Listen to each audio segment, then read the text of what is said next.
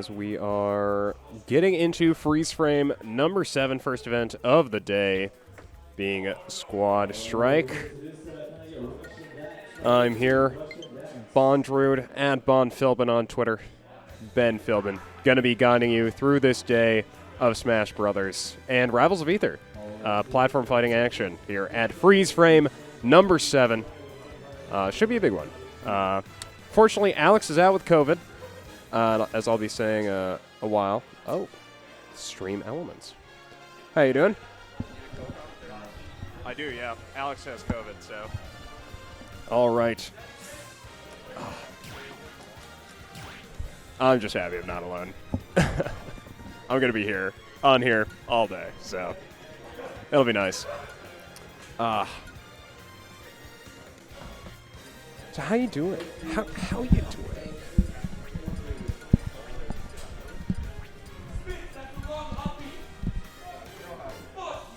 No. I love the hat, though. All right. Yeah, welcome. We got some Squad Strike, my personal favorite mode in Super Smash Bros. Ultimate.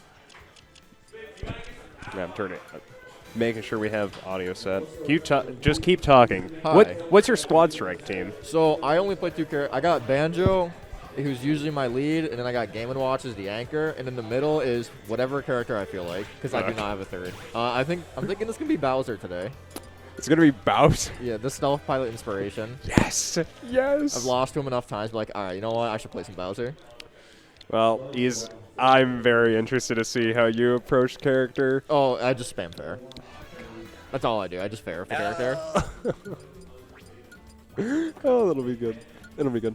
Hopefully we'll get you on stream, but right now we've got, so we're going to get Spitz and DrFil. I don't really know much about DrFil's team. I think It's going to be Snake, Lucina, and somebody else. yeah, that's kind of what I was thinking. I knew it was going to be Snake Lucina. We were talking earlier. He's talking Snake. Spitz is going to be Young Link, Ehis, and somebody else. Yep. Probably another Link. Maybe, Yeah. maybe Toon Link.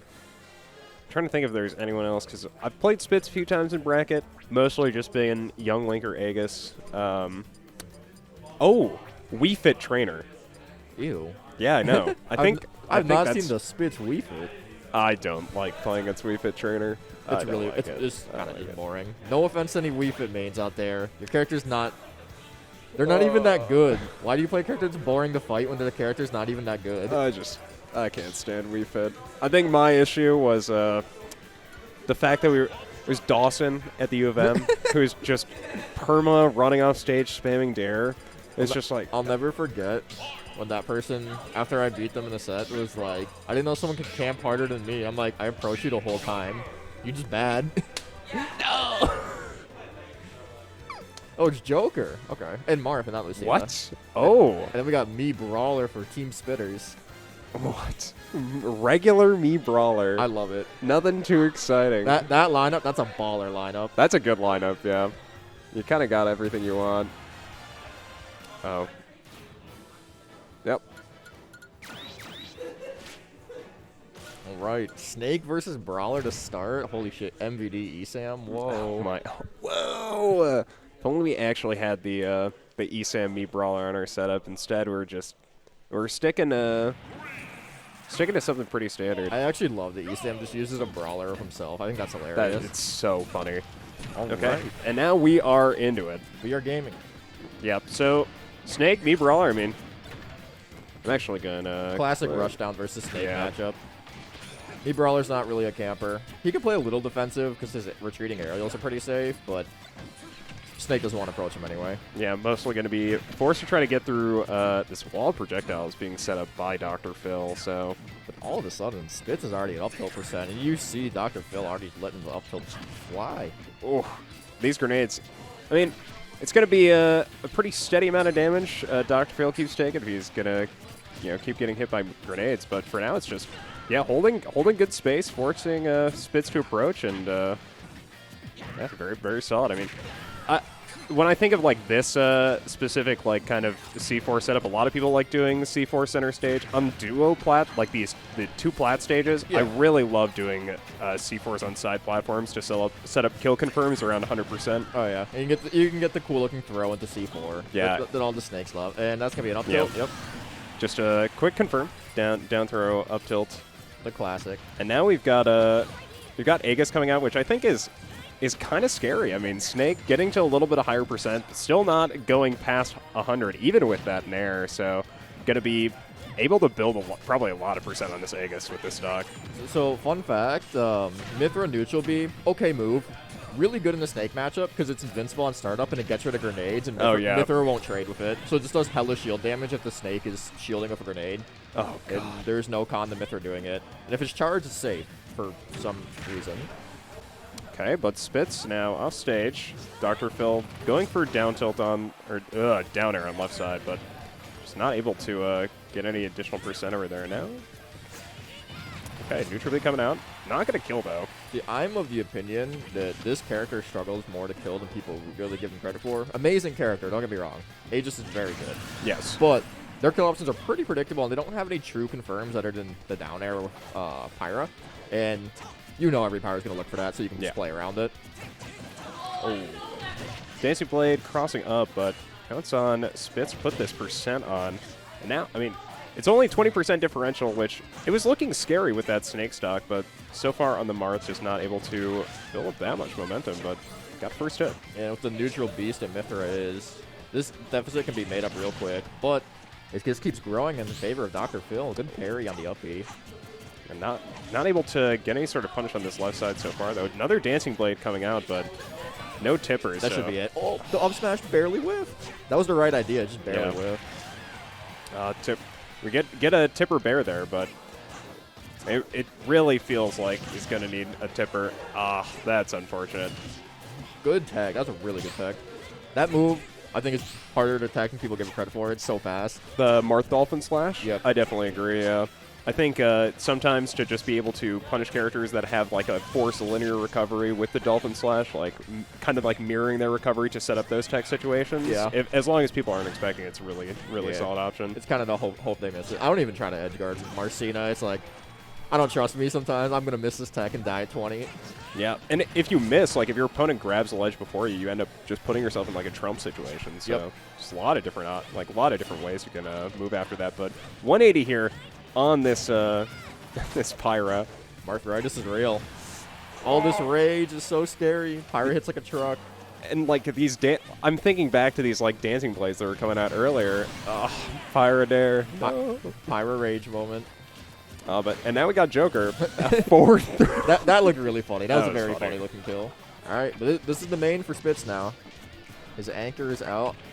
I mean, the main for DrFil is Snake, so starting if your main is always a little bit risky, but I get the idea. Mm-hmm.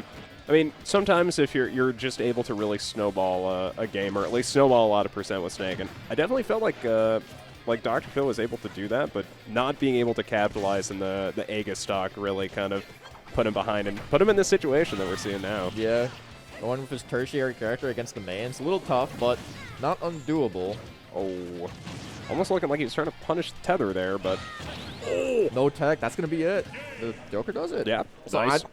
Oh, go ahead. Sorry. Oh no, you please. I'd like to say people do not understand how good Joker F tilt is. That move is weirdly way too safe for how much pressure it can apply. I 100% agree. That move is annoying.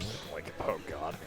Like a base Joker, like it gives him like a decent like kind of neutral style poke, because you're really like stretching out to actually like push with your hitboxes in that move. Mm-hmm. And when you get Arsene, it just adds more to like the pressure that you're able to put on with it. Yeah, it's like bear into F tilt, poke shield with Arsene.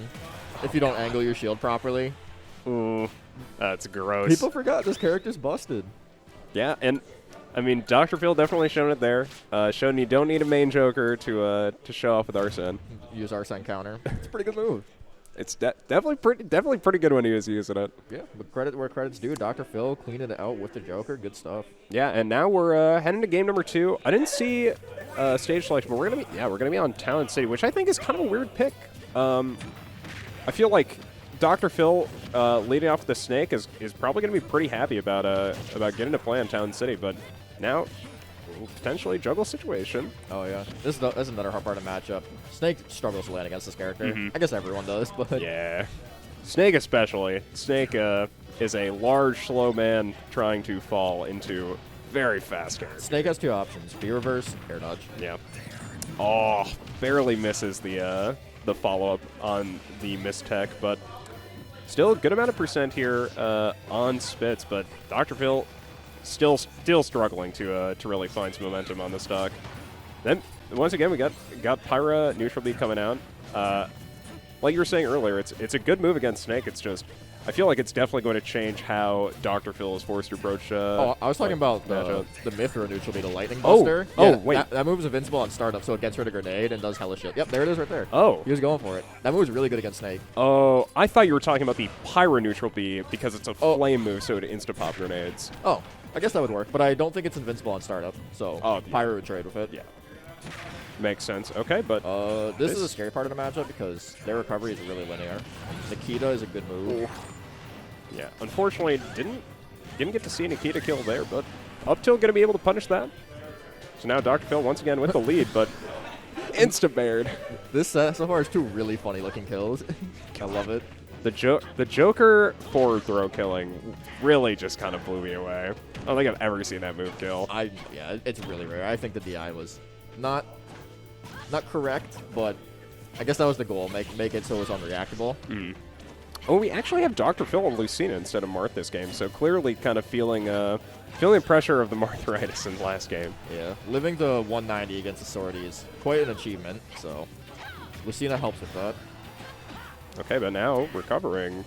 Gets around the shot put, but thrown back off stage. Yeah, that air dodge is really risky, and Spitz is able to capitalize on pretty well. But this is a pretty even game, all things considered. Definitely agree on that one. Not able to punish anything on that recovery. Now Spitz return to stage here. Watch out for the cannon. The shot put coming out. I've gotten to respect shot put so much more because I've gotten to see. Oh, very nice. That was a great edge guard. I've seen obviously Esam playing a lot more Mii Brawler. And up smash going to take away that stock. Now last stocks apiece once again. It's going to be Joker versus Youngling. That's a lot of Arsene. Yeah. That's a half meter from that Rebel Guard. That was pretty gross. And more Rebel Guards coming out even. DrFil building up this Arsene very fast. Yeah, Rebel's Guard is really a move I don't see that often, but DrFil is pretty content with using it. 100% success rate so far. Why not? Yeah. And we're already seeing this counter come out against the projectile character trying to break this this distance. He actually fell out of the first hit. Oh, that's just like mistimed. That might have just killed with Arsene. Oh, I mean, once again, we see counter coming out. Arsene is out of here, though, so my guess is he's probably going low to try to punish the recovery again with counter, but fortunately, Arsene ends up leaving the building. Yeah, but now you have a better recovery. The one trade-off of losing Arsene. Tethers in this game are weirdly very good. Yeah, it's very strange. Like, a lot of characters with the tether grabs, like, their tether recoveries are so... It feels like it's so preferred to their standard recoveries. It's just so much harder to punish. Yeah. Okay, well, second Arsene at his stock. It's scary. And Spitz is doing the right thing. He is not interacting with this Arsene. And, I mean, 60% differential here in favor of Spitz. Younglink is a character that, I mean, I feel like can potentially struggle to kill, but they're definitely... Almost getting the... That was almost another Bear 1 confirm. He got Bear 1 up smash for the last stock and almost got Bear 1 F killed there. That move does not kill. It's way too late % to combo on anything. Forward throw will kill. So will that. Tilt. Yep, so now even here with that game number 2, Spitz holding that composure against that that double Arsene last stock from DrFil, and now heading to game 3. Yep, I wonder what the stage kind of bit is. Yeah, I definitely, I think I overestimated how much control DrFil was going to be able to have after the first Town and City transformation. I felt like when it went to FD style Town and City, I felt like that was when that first stock kind of started moving away from him a little bit, but yeah, for sure. Obviously took the first advantage, and it was really on the Mii Brawler and the Youngling kind of bring it back for Spitz, but I definitely feel like stage was pretty impactful. Yeah, I didn't see what the counter picked to. Yeah, what DrFil counter picked to, but maybe Town might not be the move, might not run it back. I'm gonna guess PS2 or small battlefield. I think PS2 would make sense. I think regular battlefield would probably be super good for DrFil. But I think it'll also be really good for Spitz. Yeah, especially with Ehis and Yeah. Brawler. Oh, they're running it back to town. Going back to Town and City. I mean, I think Snake is a character that can utilize Town and City pretty well. I feel like that C4 is Going to disappear soon. ooh. It can either be used for something really dirty, or it's just going to get carried away. Yeah, for when I'm like thinking of my C4 placement on Town and City, especially in like this first setup, I almost always will try to put in like the first third or like the second third of the stage, so like in between the platforms to really like force opponents to like play around platforms and kind of give Snake more space to move around. I mean, you're forced to respect the move. If you forget where it is, you're probably going to get hit by it. Yes. Last set I played on stream here, I died twice to my own C4, so you're 100%. Yeah, I feel like every time I get hit by C4, it's like, oh, I just forgot it was there. Fuck. Yeah, like, damn it. But we have the Meat Brawler definitely performed pretty well here for Spitz. Moving away from the Ehis, since it had been behind previously. Because in both their previous games, they had lost the first stock before the Snake. Oh, yeah. Yeah, I mean, this is both characters at kill percent here. Me Brawler, like Bear, up smash for sure. But then, yeah, Snake up though, you see. A little bit of fishing there. And why not? The move's really good, and it will definitely kill at this percent. Especially with that rage. Yeah, there's a lot of camping going back and forth. And yeah, you don't want to be the first one to make a mistake. Yeah. So shot put coming out, of course, and DrFil just looking for anything. That up smash. Yeah, that was it's supposed to be a projectile, but it kind of served like a melee move there. Yes! You love to see it. If you're a DrFil fan, you don't. But if you like comedy, you love to see it. That was truly funny in a cosmic sort of way. Ooh, the counter coming out. Yeah, I mean, we got a couple characters with counters here for DrFil, and he's actually using the counters, which I feel like when I'm watching counter characters, I don't see them use counters very often, so. Yeah, the counters in general aren't very good. Yeah. Like, Sephiroth is pretty good, and Joker's is pretty good, and that's about it.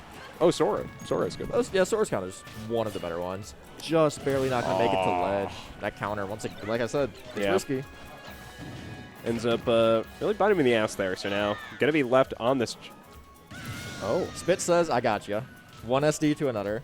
Yeah, gives him the homie, or either way, just really unlucky there for Spitz. So now both players last stock here, and it's going to be Ehis up against a Joker. And yeah, last stock at 0. Well, it was 0. And Spitz just approaching this very slow. Just content to try to position around Joker burst range, but now trying to move forward.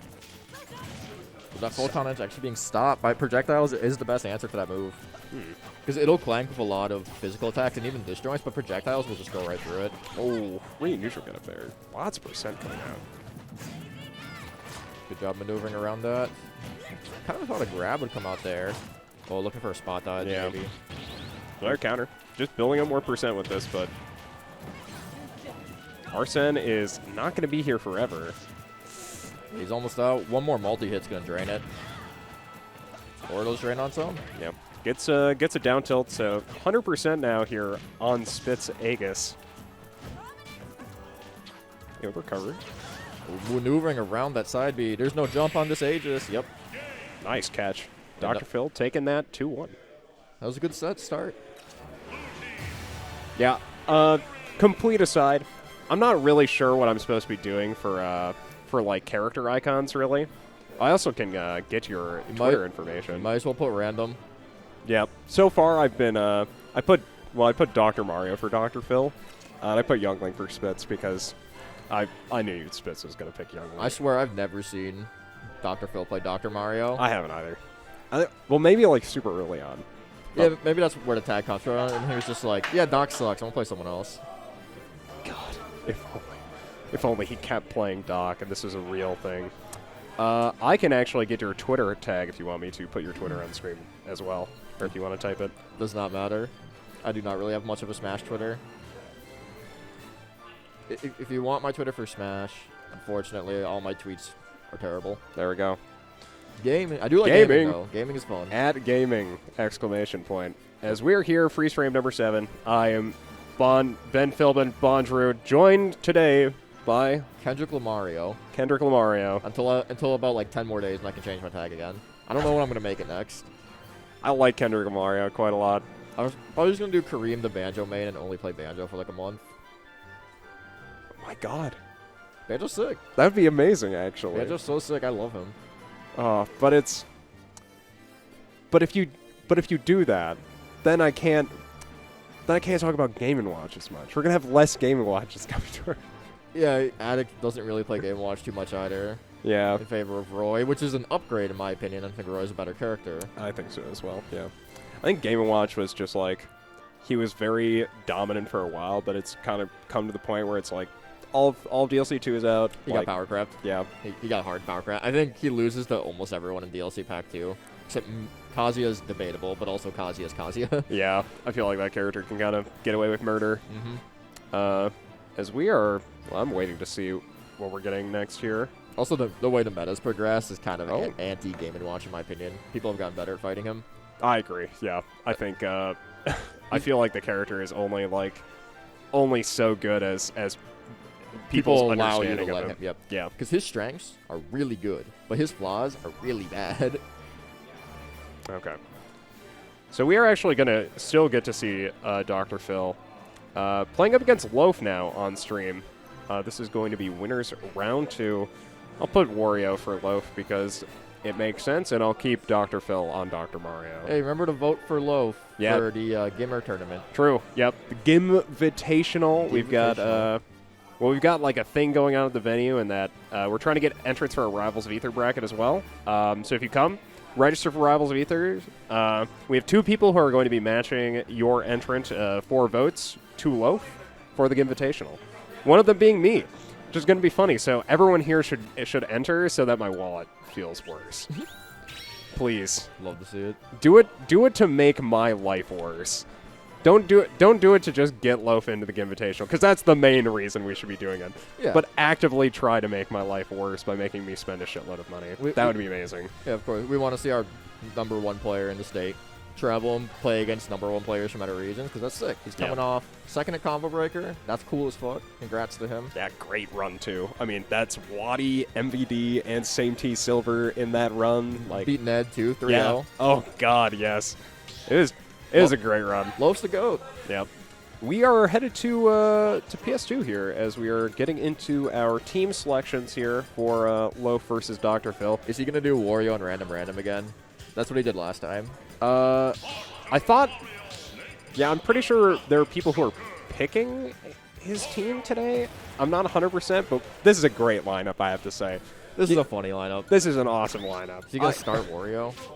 No. Yes, it's Wario Anchor. I thought his whole shtick was he would start Wario and then just play 2 random characters after. Yeah. I remember that's what happened at last Squad Strike, but, I mean, this time we've got the Doc and the Captain Falcon, so going to be rocking it with the Doc to start things off here into Snake. Dr. Mario against DrFil. Yeah. All right, yeah, DrFil. I think he started Snake all 4 games we've seen of him now. Yep, definitely feeling pretty confident on the character. It is his main, so it makes sense, but right now, deficit. Yeah, just getting absolutely creamed at the start here by these up airs from Loaf, and now just getting pilled out. Loaf presented it. Oh, that's it. That was nice. Yeah, good start from Loaf. DrFil going to take a moment and collect himself. And now approaching into Dr. Mario. Oh, he's got his hands on you. This Dr. Mario is not quitting. All this damage racking up already on the second stock. Yeah, that's quick 80% now with that back air. Up to 93 and trying to punish low recovery. Ooh. Now, so many options are actually going to be able to do it for him. I'm sorry, did Dr. Mario F-tilt just beat Mark F-tilt? What? How does that make sense? He's big. He's bigger. He's a bigger guy. He's a big guy. I mean, I guess. And that's going to be the spot dodge up smash. Smash ultimate classic, spot dodge smash attack. Yeah, now it's 3 stocks to 1 here. This Dr. Mario just running. How did that grab whiff? I have no idea. We got a jab lock. What's the punish? They're looking for some sort of tech chase or panic option. Now just trying to get back. I mean, Loaf has just been so good at putting percent on with these doc combos, but this might be a dead doctor. Much. Able to recover from there. What kind of magnet hands? This Dr. Mario refuses to die. He's putting in so much work. My God. DrFil's thinking, shit, I should have never dropped this character. That should be it. Yeah. Getting that stock taken out, but still very, very large hill to climb here for DrFil. Yeah, we got the Falcon out, who I think he went mostly Falcon the last advantage state from what I saw. I think that was one of the Gimvitational incentives was oh yeah, all Falcon. Okay. That move is ridiculous. Yeah. That move is gross. It can get so much space. Like, I don't know. That move's slept on because it's like oh, he goes in free fall punch it. The drift on the move is nasty. Yeah. And it grabs you from so far away. Like I'll be in like a different galaxy and Falcon will still just lunge at me and grab me. I'll be in a different setup in the same venue and Falcon will still grab me. Yeah, playing against like I could be playing against any other character on the roster. It's like, wait, why is there a Falcon on my screen? Falcon 100+% instant dies to Falcon dive. No. Oh. Oh, we got a new lineup coming in. Fox and Mewtwo?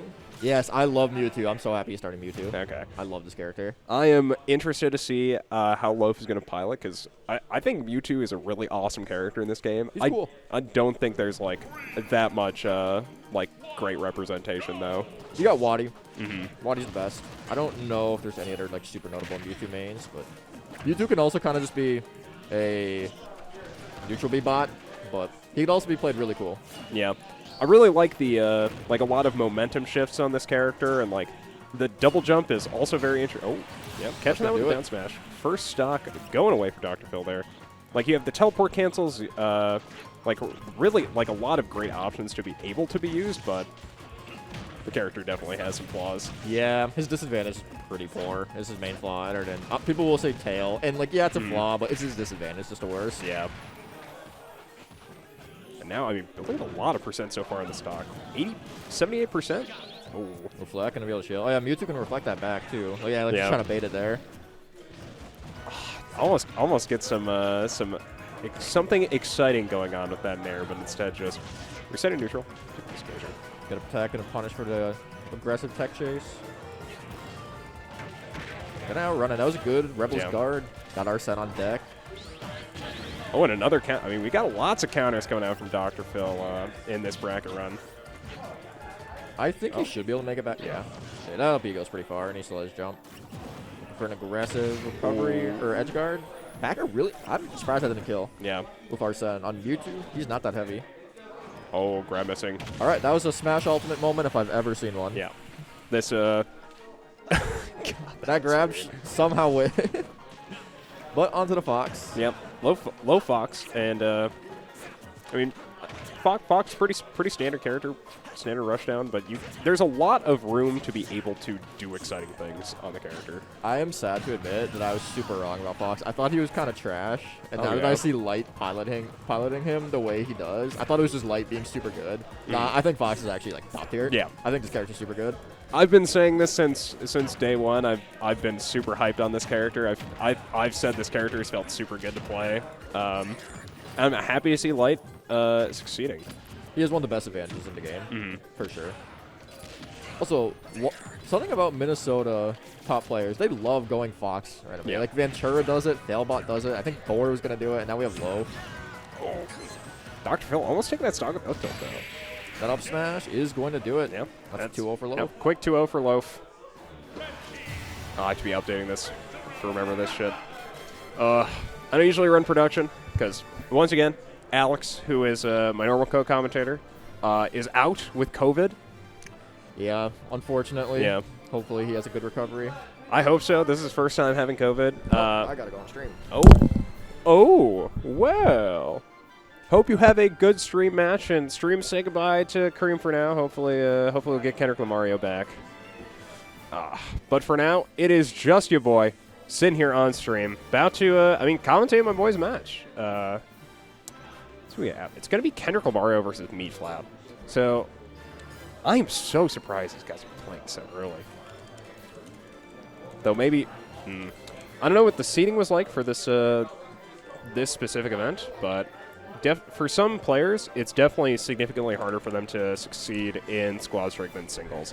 And I think, as we were kind of talking about earlier, Kendrick Lamario is a little bit like that, of two characters who could play extremely consistently, and then it's that third slot, which is just like, it's awkward. Like, you have to find a way to make it so that the third slot is a benefit to you rather than it just being a throwaway. So definitely very interested to see what we're going to be going at here, but I will put Banjo for Kendrick Lamario because respect, and I will put Ken, the newly revealed Street Fighter deadbeat dad, for Meatflap. As once again, I'm here, solo Bon solo, back at it again. Wish I had like a thing to put in this chair, but we are going to be heading into this game pretty soon. Yeah, it looks like people are about to select. So I'm guessing, I mean, we were talking about it earlier with, I was talking about it earlier with Kendrick Lamario. We're going to have a Bowser Game & Watch Banjo team versus what I believe is Ryu, Ken, Terry. But it also might be, oh no, it is, yeah, it's Ryu, Ken, Terry.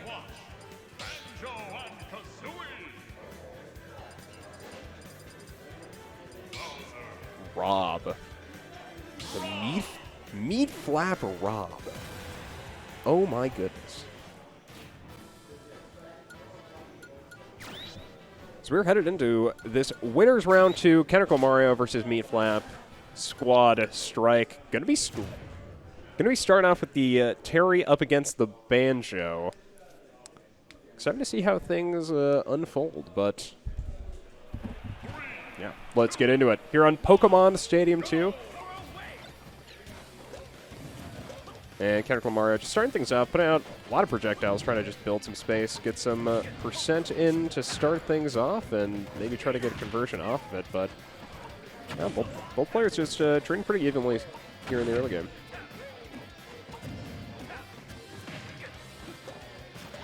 Kendrick Lamario, though, able to build up some more percentage here. 47 now here on Meatflap to Kendrick Lamario's 40. Jab, jab, Paradigm coming through. Going to be a lot of percent coming on here for Kendrick Lamario. And not much going on. Oh, lots of aerial combat. Kendrick Lamario looking for a landing.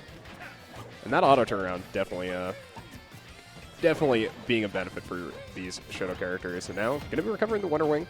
Keeping himself safe on this ledge. Kendrick Lamario moving out as Meatflap looking to break this distance. Not at 100% yet either, notably. So no go here for Terry. Oh, getting back on stage with the Wonder Wing. Ends up getting grabbed for it, so. Mario once again building something on this stage, but gets a jab straight into the up B. I want to say the specific name, but it escapes me. Yes, AC McCumbers, Kendrick Lamario is Kareem. Fortunately, Bowser getting taken out there, but now moving on to the Stealth Pilot Special. Not able to get anything on the recovery there. Now, Kendrick Lamario really needing to finish this stock off, kind of avoid taking a lot of damage from this go. Up he had a shield. Just going to be putting on additional percent. Lots of stuff going to be able to start killing for Bowser just on a stray hit. I can see a stray fair killing, stray F-tilts. Oh, going for the side B, but not great range, so. Now up B again, 169% here on Meatflap. Once again, lots of stuff going to be able to kill, but it's all about that connection. And now Kendrick Lamario able to take that first stock, but now going up against a Meatflap Rob. Now, I've never seen Meatflap play Rob in a tournament set, but we're looking to try to take the stock away from the Kendrick Lamario Bowser. Gets a throw, but no follow-up. Throws out gyro, but Kendrick Lamario pushing forward.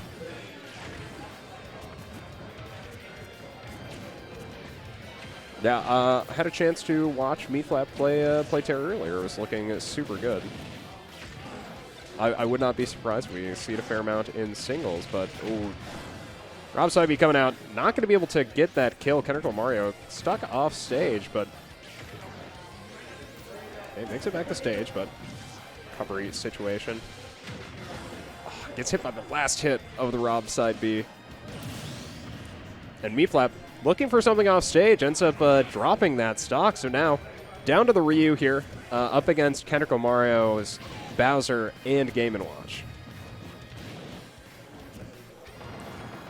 Oh, trying to build percent, but yeah, that up B out of shield, unfortunately, not going to be connecting with anything on Meatflap. So, going to be last stocks apiece now here for Meatflap and Kendrick Lamario. Game & Watch up against the Ryu, kind of the matchup we were expecting. And it's Meatflap who's looking to build distance with the Shin Hadokens. But an up B out of shield gives an opening here for Kendrick Lamario. Quick 24% off that. But any sort of hit from Ryu ends up just linking into these other moves. So lots of percent being taken here from Kendrick Lamario. But these up Bs, once again, just putting a lot of percent on. And it's just not enough to match Meatflap. It's a 36% disadvantage here.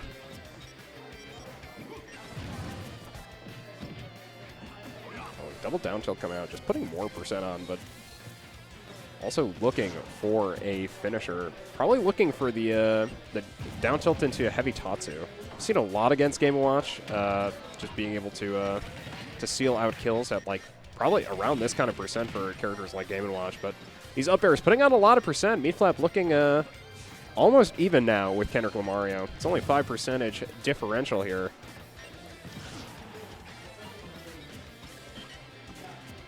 Trying to go for any sort of read, just trying to bait approaches.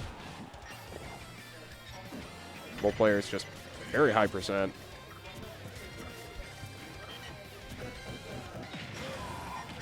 The shield comes out. More percent getting put on Meatflap here. It's just traits. It's just percentage traits. Both players continuing to grow in this percentage. 120 has been eclipsed by both players here. It's all about getting that read and not wanting to overextend. Oh, and that's the overextension. Meatflap taking game number 1 with that heavy Tatsu.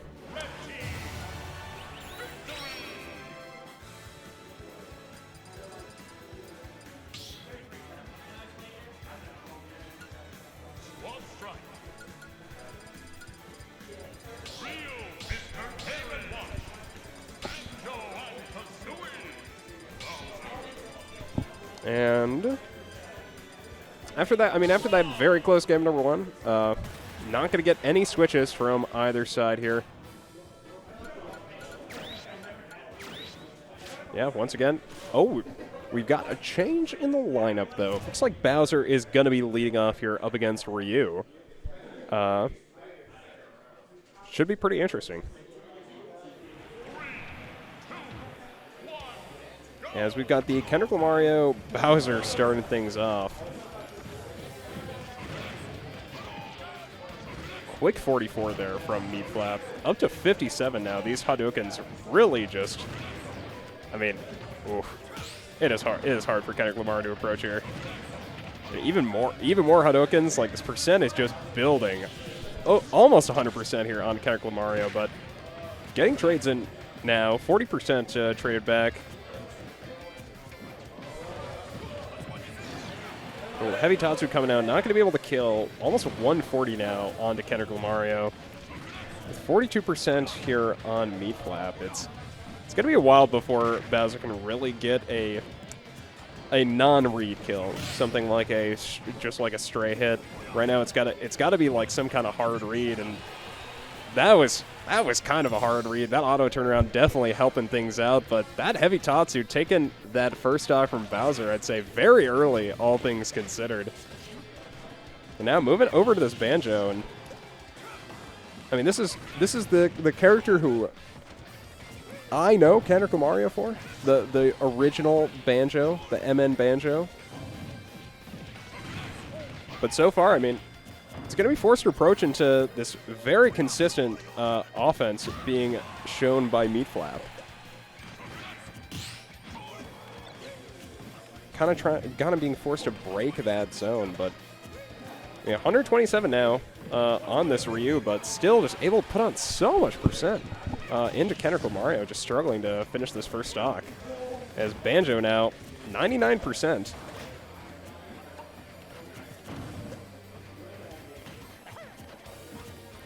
Just really looking for some option to be able to kill. I mean, when I think of Banjo confirms, it's mostly off of throws, but Smash Out of Shield is going to be able to do it for that stock. So now Kendrick Lamario got to be climbing here from a deficit, but still very possible.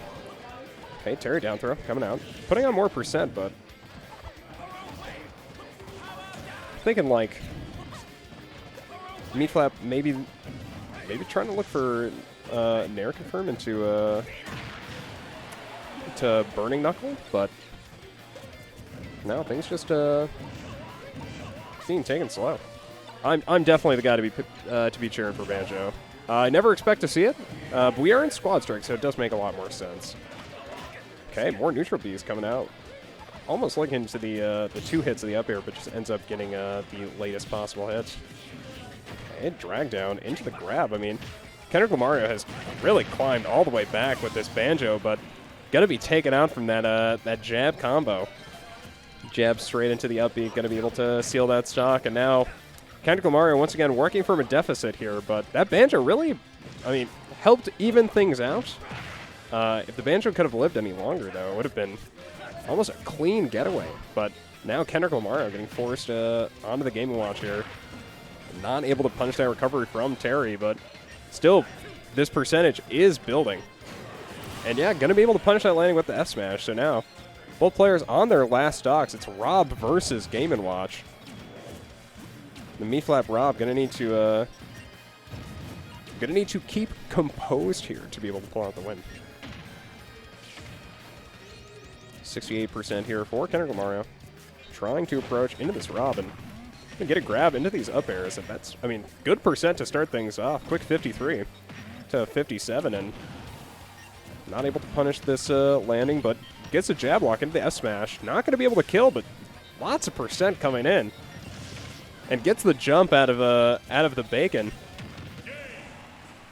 And finishes with that down air. Kendrick Lamario pulling things all the way back in that game number 2. Forcing the game number 3. The Game & Watch looking very good, able to close that one out.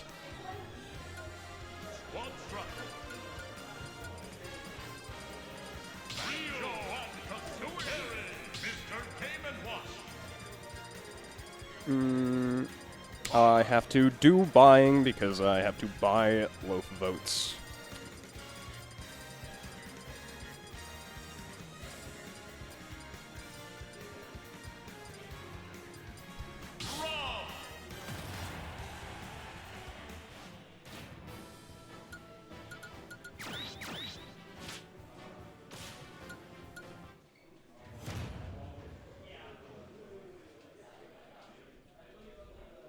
Just checking this amount I'm donating before we get into this.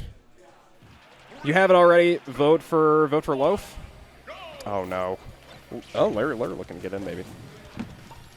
We are trying to make a push here in this this day of voting for the Gimvitational, but for now we're in our squad strike bracket. It is game number 3 here. Meatflap versus Kendrick Lamario.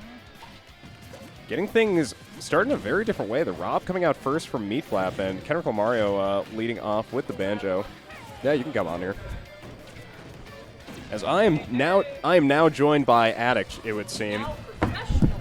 True pro commentator himself, Addict. How you doing? I'm doing pretty good. I'm not entered in squad strike because I'm bad at it, but both of these players, I've been watching the set, and there's been a lot of interesting things. First off, Meatflap does not know how to play Rob. Yeah. He keeps trying to recover low when he's playing a character that can recover high very well. It is like Snake, where his recover goes very high, and he has a very fast fall and very good moves for landing. He can V-reverse, he can nair, he can do whatever. Kareem, shielding too much in my opinion, but Meatflap's not capitalizing on it, so it doesn't really matter. The makes sense, yeah. Wait, did he? Oh! Kareem switched off of Bowser. He's been playing... Bowser is his online character. Yeah. There's a clip of him beating Ned, which is really funny, on his stream.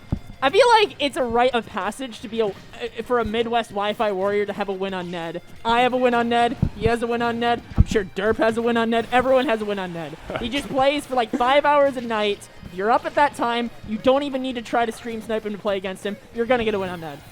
Anyways, this match pretty even. That is not going to kill, though. Oh my god, that was so good. Only one Wonder Ring left. That was another thing I saw earlier, that he wasn't burning his resources. That's part of the squad strike meta that people don't do enough. Like, I was talking about it earlier with DrFil. I think Steve is especially good, not because you can't get diamond, but because it's okay to burn your TNT really fast.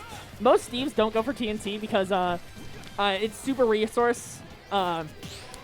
It's resource heavy. Resource heavy. So you'll see, like, if they do it like twice, they're gonna start placing their iron, and that's really bad. Oh wow. But let's see how much extra credit Meatflap gets. I know why he's going Rob. This is the first squad strike event at Black Ice that has banned echoes.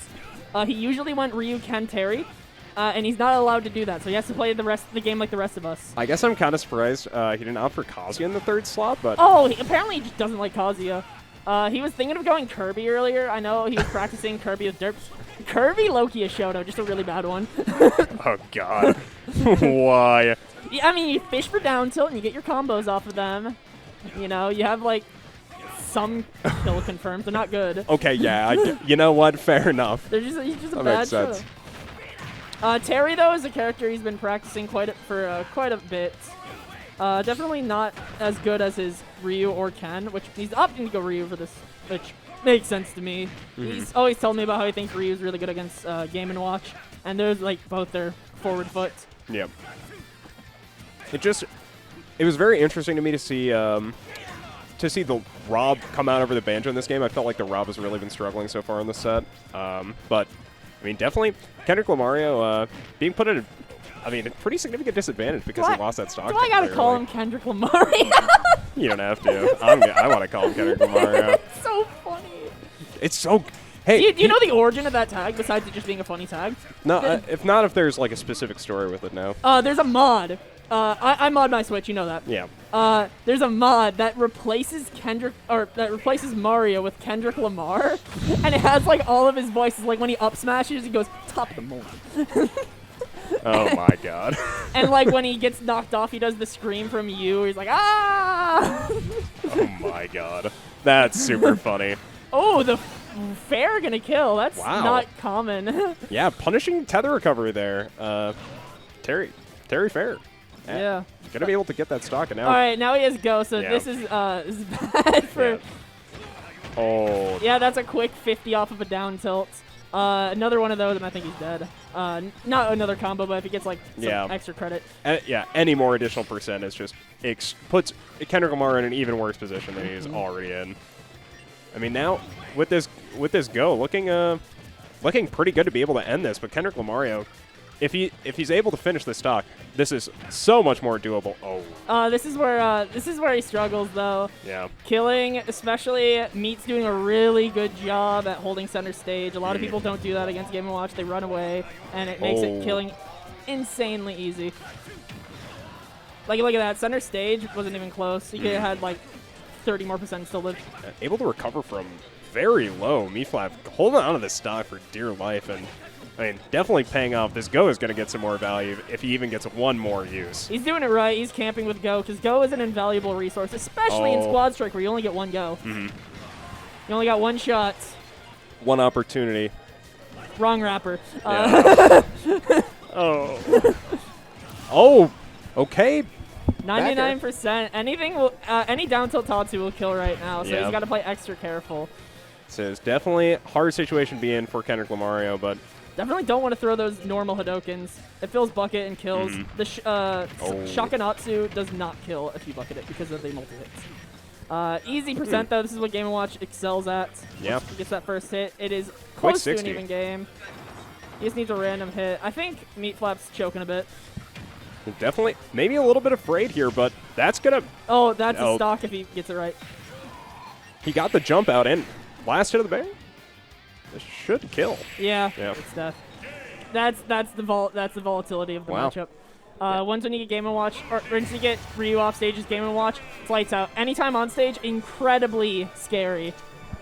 Now, very quickly, I have to figure out this voting because I have to give money for Loaf.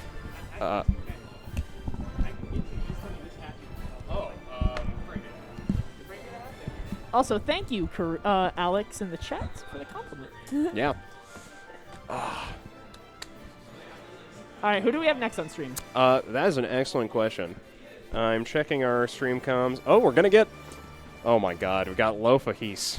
Loaf Ehis. Now, Loaf has been the man of the hour. Truly. He has been the life of the party. He has been very popular recently. Everyone knows. Invitational, eating eggs, playing Falcon, first to 50 with Derp. He's gonna do it all. God. Ehis, First to 50. Ehis, though, he is the definition of a wild card. Zubat put it best when they said, no matter how good you are, you're gonna lose to Ehis eventually. Yep.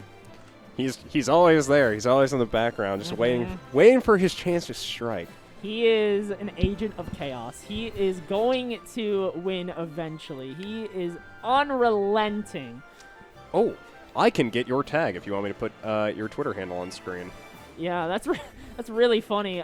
Because it's Addict SSB. Yeah, that's fine.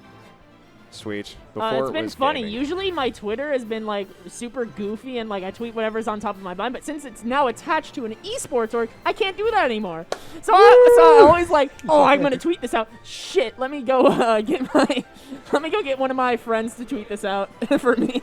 God, you gotta get the private account ready. You gotta get it for all the spice. Keep all of those PG-13 tweets on the private. I was Cranky gave me a really good idea. I'm gonna make a second Twitter named Baddict. That's just gonna be like my shit. That's pretty good. That's pretty good. Yeah. Anyway, okay. I'm not sure what. if I had to guess, Loaf's 3. If he's not just going random characters, Wario, Dark Pit, Falcon. I heard he's playing Yoshi, Lucario, and I forgot what the third one is. Yeah, Lucario. I was surprised too. What? I mean, I've only seen his Yoshi. That's so wild to me. I feel like that would make sense. I feel like kind of, vaguely floaty projectile character, so I could see it. Fearless character. Weird to me. Weird. He plays weird characters, that's correct. But we did see Loaf on stream earlier playing with, the first game was Dr. Mario, Falcon, Wario. The second game was Mewtwo, Fox, Wario.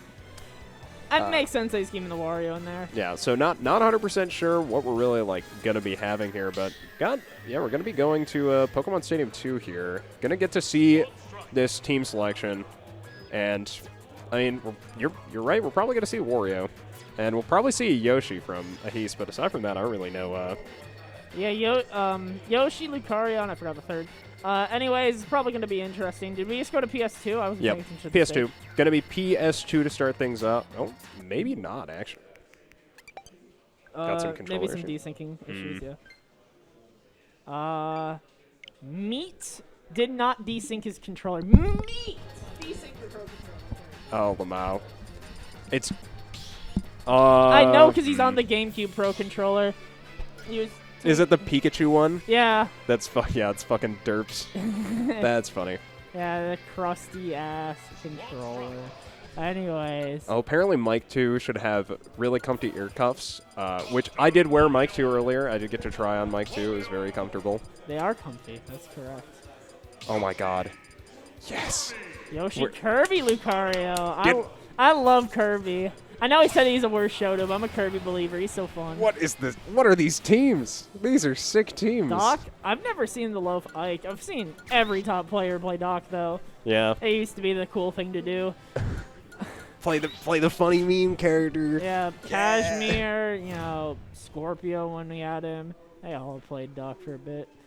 And now it's funny meme. Copy pasta, I forgot how it goes, but again.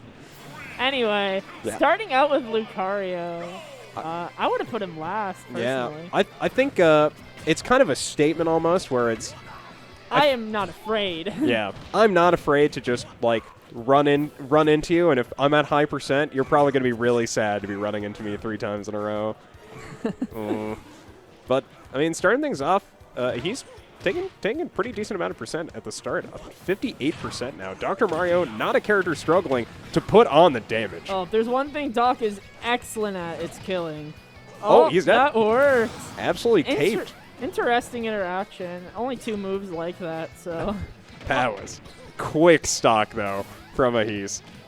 Loaf. I mean, once again, the doc looking really good. Oh, of course, yeah. I had a coaching session with Loaf not too long ago. I want to say like 3 days ago. I wasn't able to go to Advanced State, so I spent the money that I would have went to go there on a Metafy lesson. And the way he describes the game, he could really play any character because he doesn't focus on what he does. He only focuses on what the opponent does. He's like dead set on trying to figure out what the opponent's game plan is and playing around it. It's something I've been trying to copy. He's just very good at it. So, for example, Kirby, high percent, he's going to be fishing for a kill move. Then again, he's the wild card, so maybe he won't. Maybe he'll just be throwing some moves out. He might be throwing neutral B out at this point. Maybe. I haven't seen a neutral B yet. That's the character to suck for all of these, though. Maybe Bite. Maybe Bite's better. Yeah. All right, so we got the Yosh. Yeah, but instead, I mean, 2 very quick stocks away from Ehis. Not able to get the confirm there either. Loaf at very high percent, but holding jump. Going to be able to Going recover. under that nair. Let's see how the Ike fares. I'm pretty sure Ike beats Yoshi. Yeah, I think a lot of characters with, like, especially extended up Bs out of shield have a lot of agency into Yoshi when Yoshi wants to do things. He also has just a really good anti-airs. Yeah. Very large. I'm an Ike believer, too. A lot of people don't believe in Ike anymore. I think he's cool. Oh, who was that hitting? Get Somebody's that taking this. out of here. But instead, it's just Loaf at very low percent, and Ehis struggling to pressure this Ike. Kill? No, not quite. Close, though. They buffed that up B. It used to come out sooner, but didn't kill as much. Now it comes out later, but kills. So you can combo into it. Which is for kill confirms. weird. It's funny. I like changes like that. I'd rather have changes like that instead of like, oh, this move comes out a frame later, and that's nothing else. Yeah. Or like, this move now does less knockback. It's like an actually impactful change rather than just like a small change that might do stuff over like hundreds of games. Yeah. It's like a rework almost even. Mm-hmm.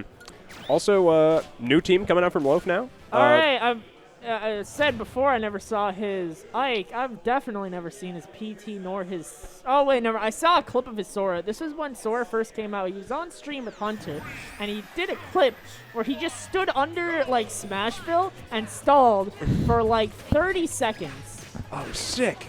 If he does that, I'm going to cry. Like, he doesn't deserve it. No one deserves that. Yeah. I don't know. We got to commentate a set like this kind of earlier where it was just really campy for like 50 seconds. Those are my favorite games to commentate. Campy games? I like playing campy games. I'm not sure about commentating them. You just get to have like conversations during them. Like, talk about game theory. It's fun. Yeah, I'm weird as in I don't actually mind camping in or not holding in. I think anything that allows me to think more is fine. I try to avoid it because I don't want my opponent to think too hard or else they'll counter my game plan. Mm-hmm. I mean, you know, you're definitely on a welcome stream for it. As I'm also not against camping. I'm a camping believer. I'm the guy who keeps saying I want a timeout at Black Ice on stream. Oh no! Do you listen to Tweak Talks at all?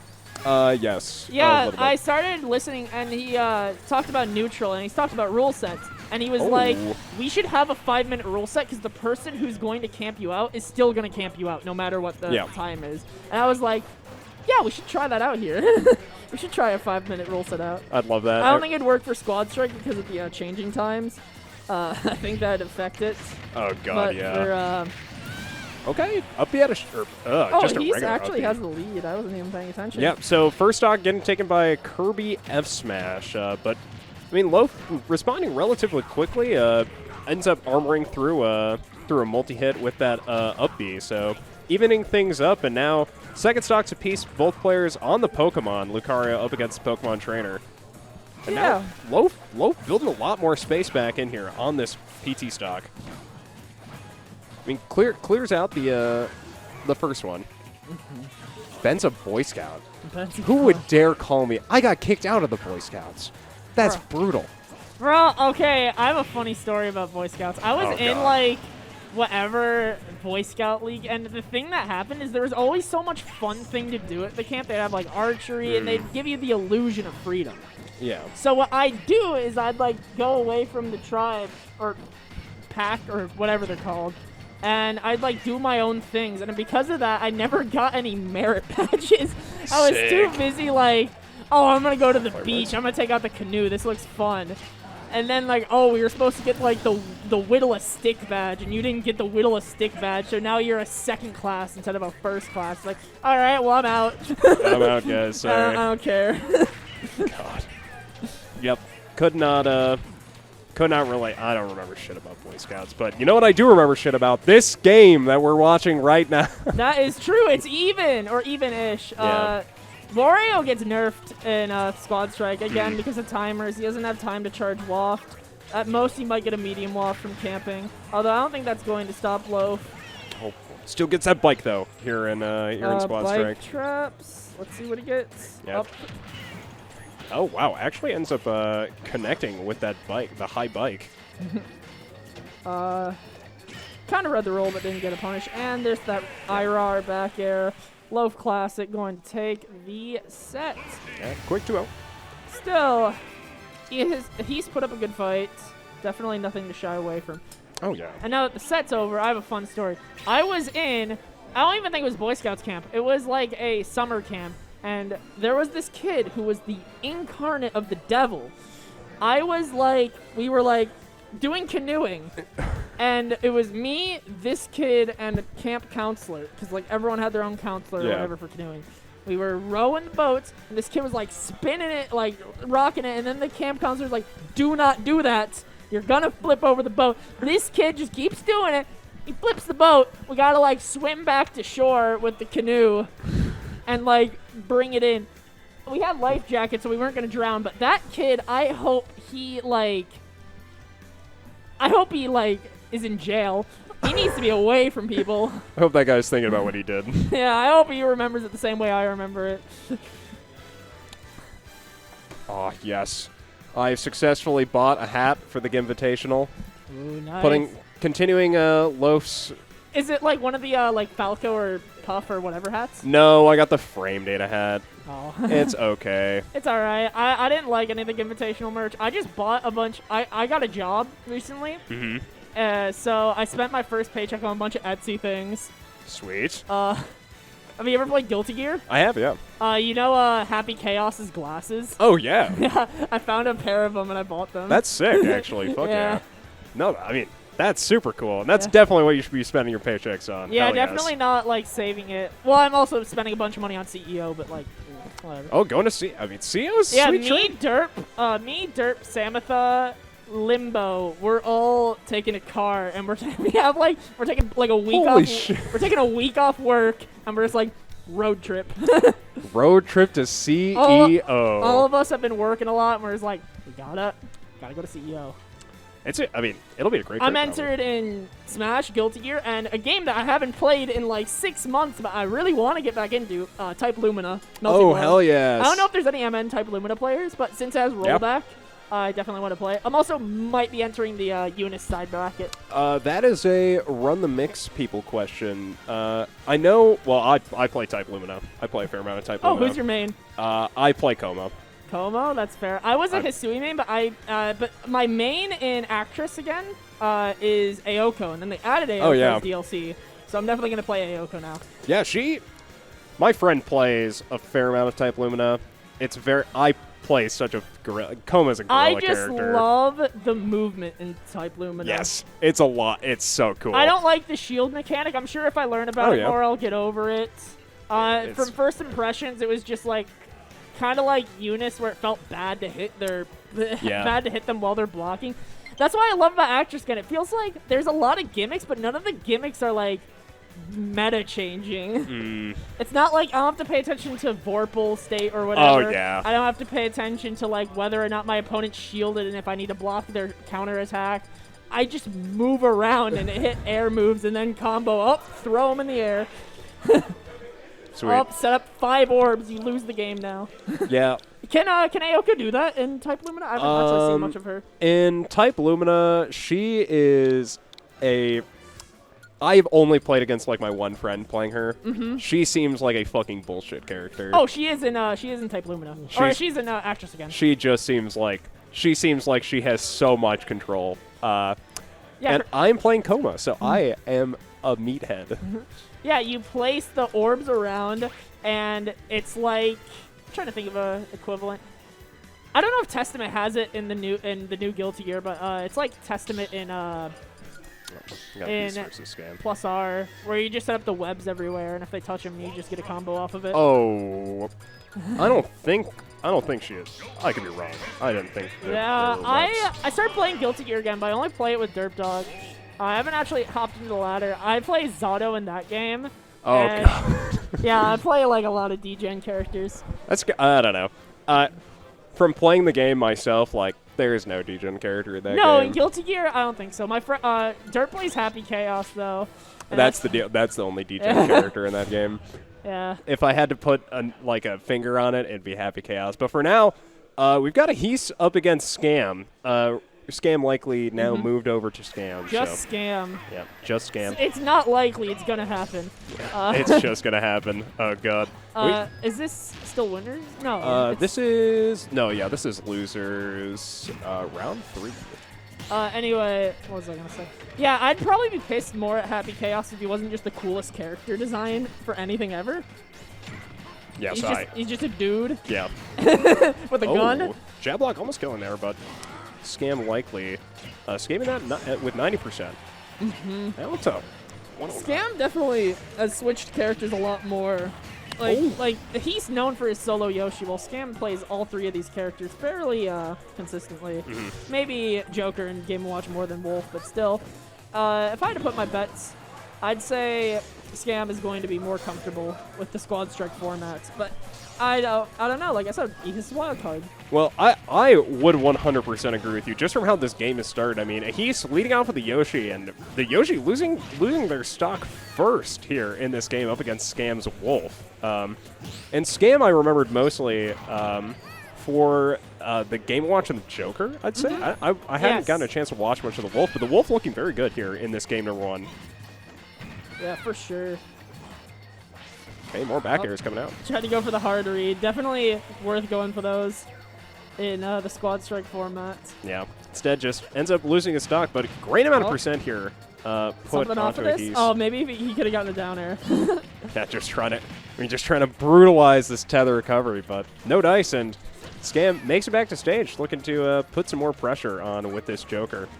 We saw DrFil on the Joker earlier using a lot of Rebel Guard to, I mean, a pretty decent amount of success, I'd say. So I'm interested to see if we see how Scam approaches the character, because obviously Joker gun is very interesting. Like there's kind of a lot of different stuff you can do with that, I feel like. But mostly when we see Joker, it's a lot of aerials, a lot of spacing back airs, like spacing F tilts and stuff. So I think part of the reason why Joker is such good at a top level is top players are very good at switching their playstyle on the fly, and Joker has so many different playstyles he can go for. He can try fishing for a throw to get combo started. He can try just running away with gun. He can play mid range with Ehis. He can fish for down tilt to start a combo. He can do whatever he wants, really. And that even changes again when he has Arsene. It gets better. Scam taking the more campy approach, more zoning approach to Joker, which is, in my opinion, the best way to go about it. Minimizes risks. It's definitely one of the harder ways. Ooh, the grab. Absolutely. The wushu finger hold. God, that's cursed. That's cursed. But now, I mean, last talk's piece role players. Scam on the Game & Watch up against Ehis on the Lucario now. I think Sprite said something like this matchup's not even bad for Lucario. Sprite is a very, very Lucario believer. I think Lucario sucks. I think he's really bad. I feel like I'm surprised it's Ehis playing this character, not Scam, because this character definitely feels like kind of a Scam character. He is a Scam character, but then again, so is Game & Watch. Now, True. some funny interactions with this matchup. First off, Throw becomes really good because, or this wushu, whatever. Yeah, the wushu finger hold, yes. Yeah, it comes really good against Game & Watch because he loves to hold shield and die super early from it. Game & Watch struggling to kill is also kind of good against Lucario, but the problem is your fair just beats out charge shot no matter what. It just like breaks it. And Lucario just doesn't have good enough landing options to contest in the air. And his recovery is kind of predictable. Oh, but he's gonna negate what I said and just Kind of scam. Not really. It made sense that he died to a back air at above 100%, but yeah, that stock kind of took a while. Yeah, it's definitely what you want to be fishing for as Lucario. You don't want to hold in when he's at that percent. He will just punch you like that. It's definitely the one scary time when up against Lucario.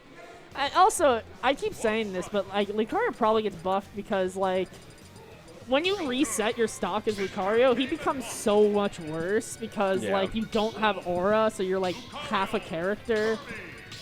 Yeah, the only benefit is if you're ever behind, you're able to like have the aura scaling, I guess. Yeah, it's weird. It's kind of weird. It just I guess it makes him a better anchor character, but like earlier when we saw Ehis like leading off the Lucario, it's definitely not the play. Oh. Leading off with Lucario again. Leading off with Lucario. Yeah, his Yoshi did get mixed right away, kind of get destroyed. So it makes sense that he wanted to be an anchor. It's just kind of. I feel like it's just kind of unfortunate with how Lucario would want to approach this. Like it makes sense that you can like look to snowball from like a really high percent with Lucario, but like with every stock that you start like getting further ahead, like your aura just becomes weaker, right? Yeah. But, kind of just get a lot more. Lucario just kind of sucks. Yeah. Anyways. Yeah. He's building up aura right now. It seems like all these characters are very good at kind of camping or zoning out for Scam. Yeah. Which is good. He doesn't need to change his playstyle that much. I don't know why he's going for these dash attacks, though. Yeah. He's doing just fine with lasers a second ago. Yeah, definitely kind of just run. I feel like a lot of running around, but no, reads the neutral get up, or neutral tech in place. Not able a lot to of dashbacks from Scam. It got punished once. Let's see if it happens anymore. Oh, trying to punish hero recovery, but that's gonna kill. Yeah, that guy got wushu finger holding. My God. Skidoosh. All right, you just gave him a full bucket though. That is something you don't want to give, especially when the next character is Kirby. That is going to kill at 0. Yeah, but you got to get through this stock, and 145 on the Lucario, Fair, now not 160. Quite. Weird edge guards. I see the idea with the up airs. You can maybe combo up air, up B to kill, but like just not holding stage enough. That jab's going to kill, yeah. Oh, wow. Yeah, Game & Watch jab kills at high percent. A lot of people don't play around. It's not as good as like a DDD or a Bowser Jr. jab, but it's still really good. In general, though, you just want to use jab 1 because it can combo into things at high percent. Oh, that's the true combo. That bucket comes out frame 2, and jabs usually are like plus whatever. Not enough to combo into real moves, but real enough to combo into the jab itself. And that move. Oh, yeah. That was pretty good. At high percent, jab becomes like more plus, which there's like a 1 frame link. I know, like, Game & Watch mashy, but there's one thing you do. Jab down tilt is like a 1 frame link that kills. At higher percents, it becomes, like, more true. But that's kind of sick. Yeah. It's funny. Better Game & Watches go for it. I think Kareem goes for it more often. I don't care. Kill. I try edge guarding. But anyways, I hate this matchup. I hate this matchup so much for Game & Watch. Good thing he has Joker in the pocket. Oh, yeah. Scam, massive advantage because of that bucket. That bucket play was absolutely huge. Yeah, it was definitely a big blunder from Ehis' part to let that slide. Although, Ehis has these. Yeah.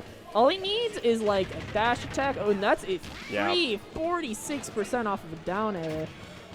Oh, and trying to get a jab block there as well. Just not able to get anything here on the right side. Arsene coming out now. Arsene, if he... Oh, my God. He's just following him. He's just too good. He's just not afraid. Anyone else would have been like, I overextended. I need to get back to stage. Ehis has No fear! He is going to go. Oh, I missed fair? Oh, do you think you're safe? You think it's your turn? I'm gonna fair again. Oh, you're dead. Gotta put up this pressure, all right? You can't get back. This is my stage, my airspace. No fear. Last stock, like 100%. Joker with Arsene. All he could have done is just jump back air. Who's gonna stay out there? He's gonna stay out there, and he is gonna stay out there. And he's moving on to loser bracket. When he got here, I told him today is the day. I told him the time is now. Because, I mean, I'd love to see Ehis take a freeze frame. Especially, yeah. It looks like he's seeded to play Derp unless Bubsar Meat takes over, so that's going to be a very fun match. Oh, do you know who Daddy Dravus is in bracket? Dravus? Yeah, is it actually Dravus? Or is I it don't somebody know. else? It might be. I can go check their Smash GG. Dan Wen. I don't know. I don't know who this is, yeah. It's definitely not Zubat. Zubat would be the only other person I think would do that. I'll find out eventually. If they get on stream, maybe. Yeah. If they get on stream, maybe. But for now, I mean, we have a majority of this bracket kind of sorted out. On winner semis, we've got Loaf and Lucky playing on one side, and on the other, 34 is going to be playing up against Bubblewrap. I don't know who Bubblewrap is. I've never heard of this person. But this is Squad Strike, so obviously I heard a lot of different stuff can happen. out of state and out of region players are coming to this, so it wouldn't surprise me if he's like a St. Cloud or maybe a like bordering state player. I know we originally were going to have some players from North Dakota. They ended up canceling because a few players got sick.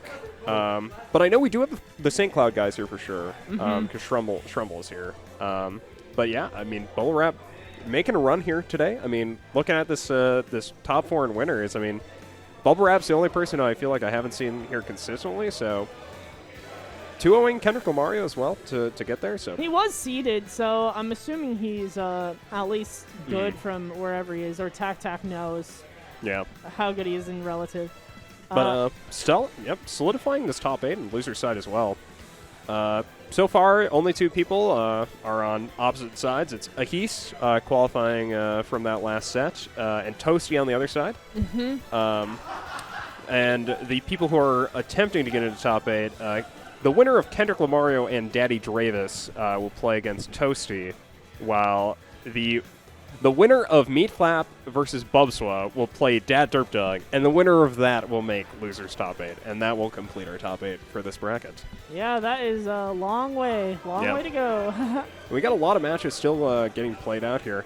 I'd imagine we're probably going to get 34 up against Bubblewrap next, but for now, just kind of getting set up. And what are you thinking about today? I mean, you're entered in singles. I am entered in singles. I haven't entered a tournament in a while. I've been working a lot lately. I've also just been, I don't know. I've been going to the gym a lot more lately. Getting ripped. Yeah. Summer bod.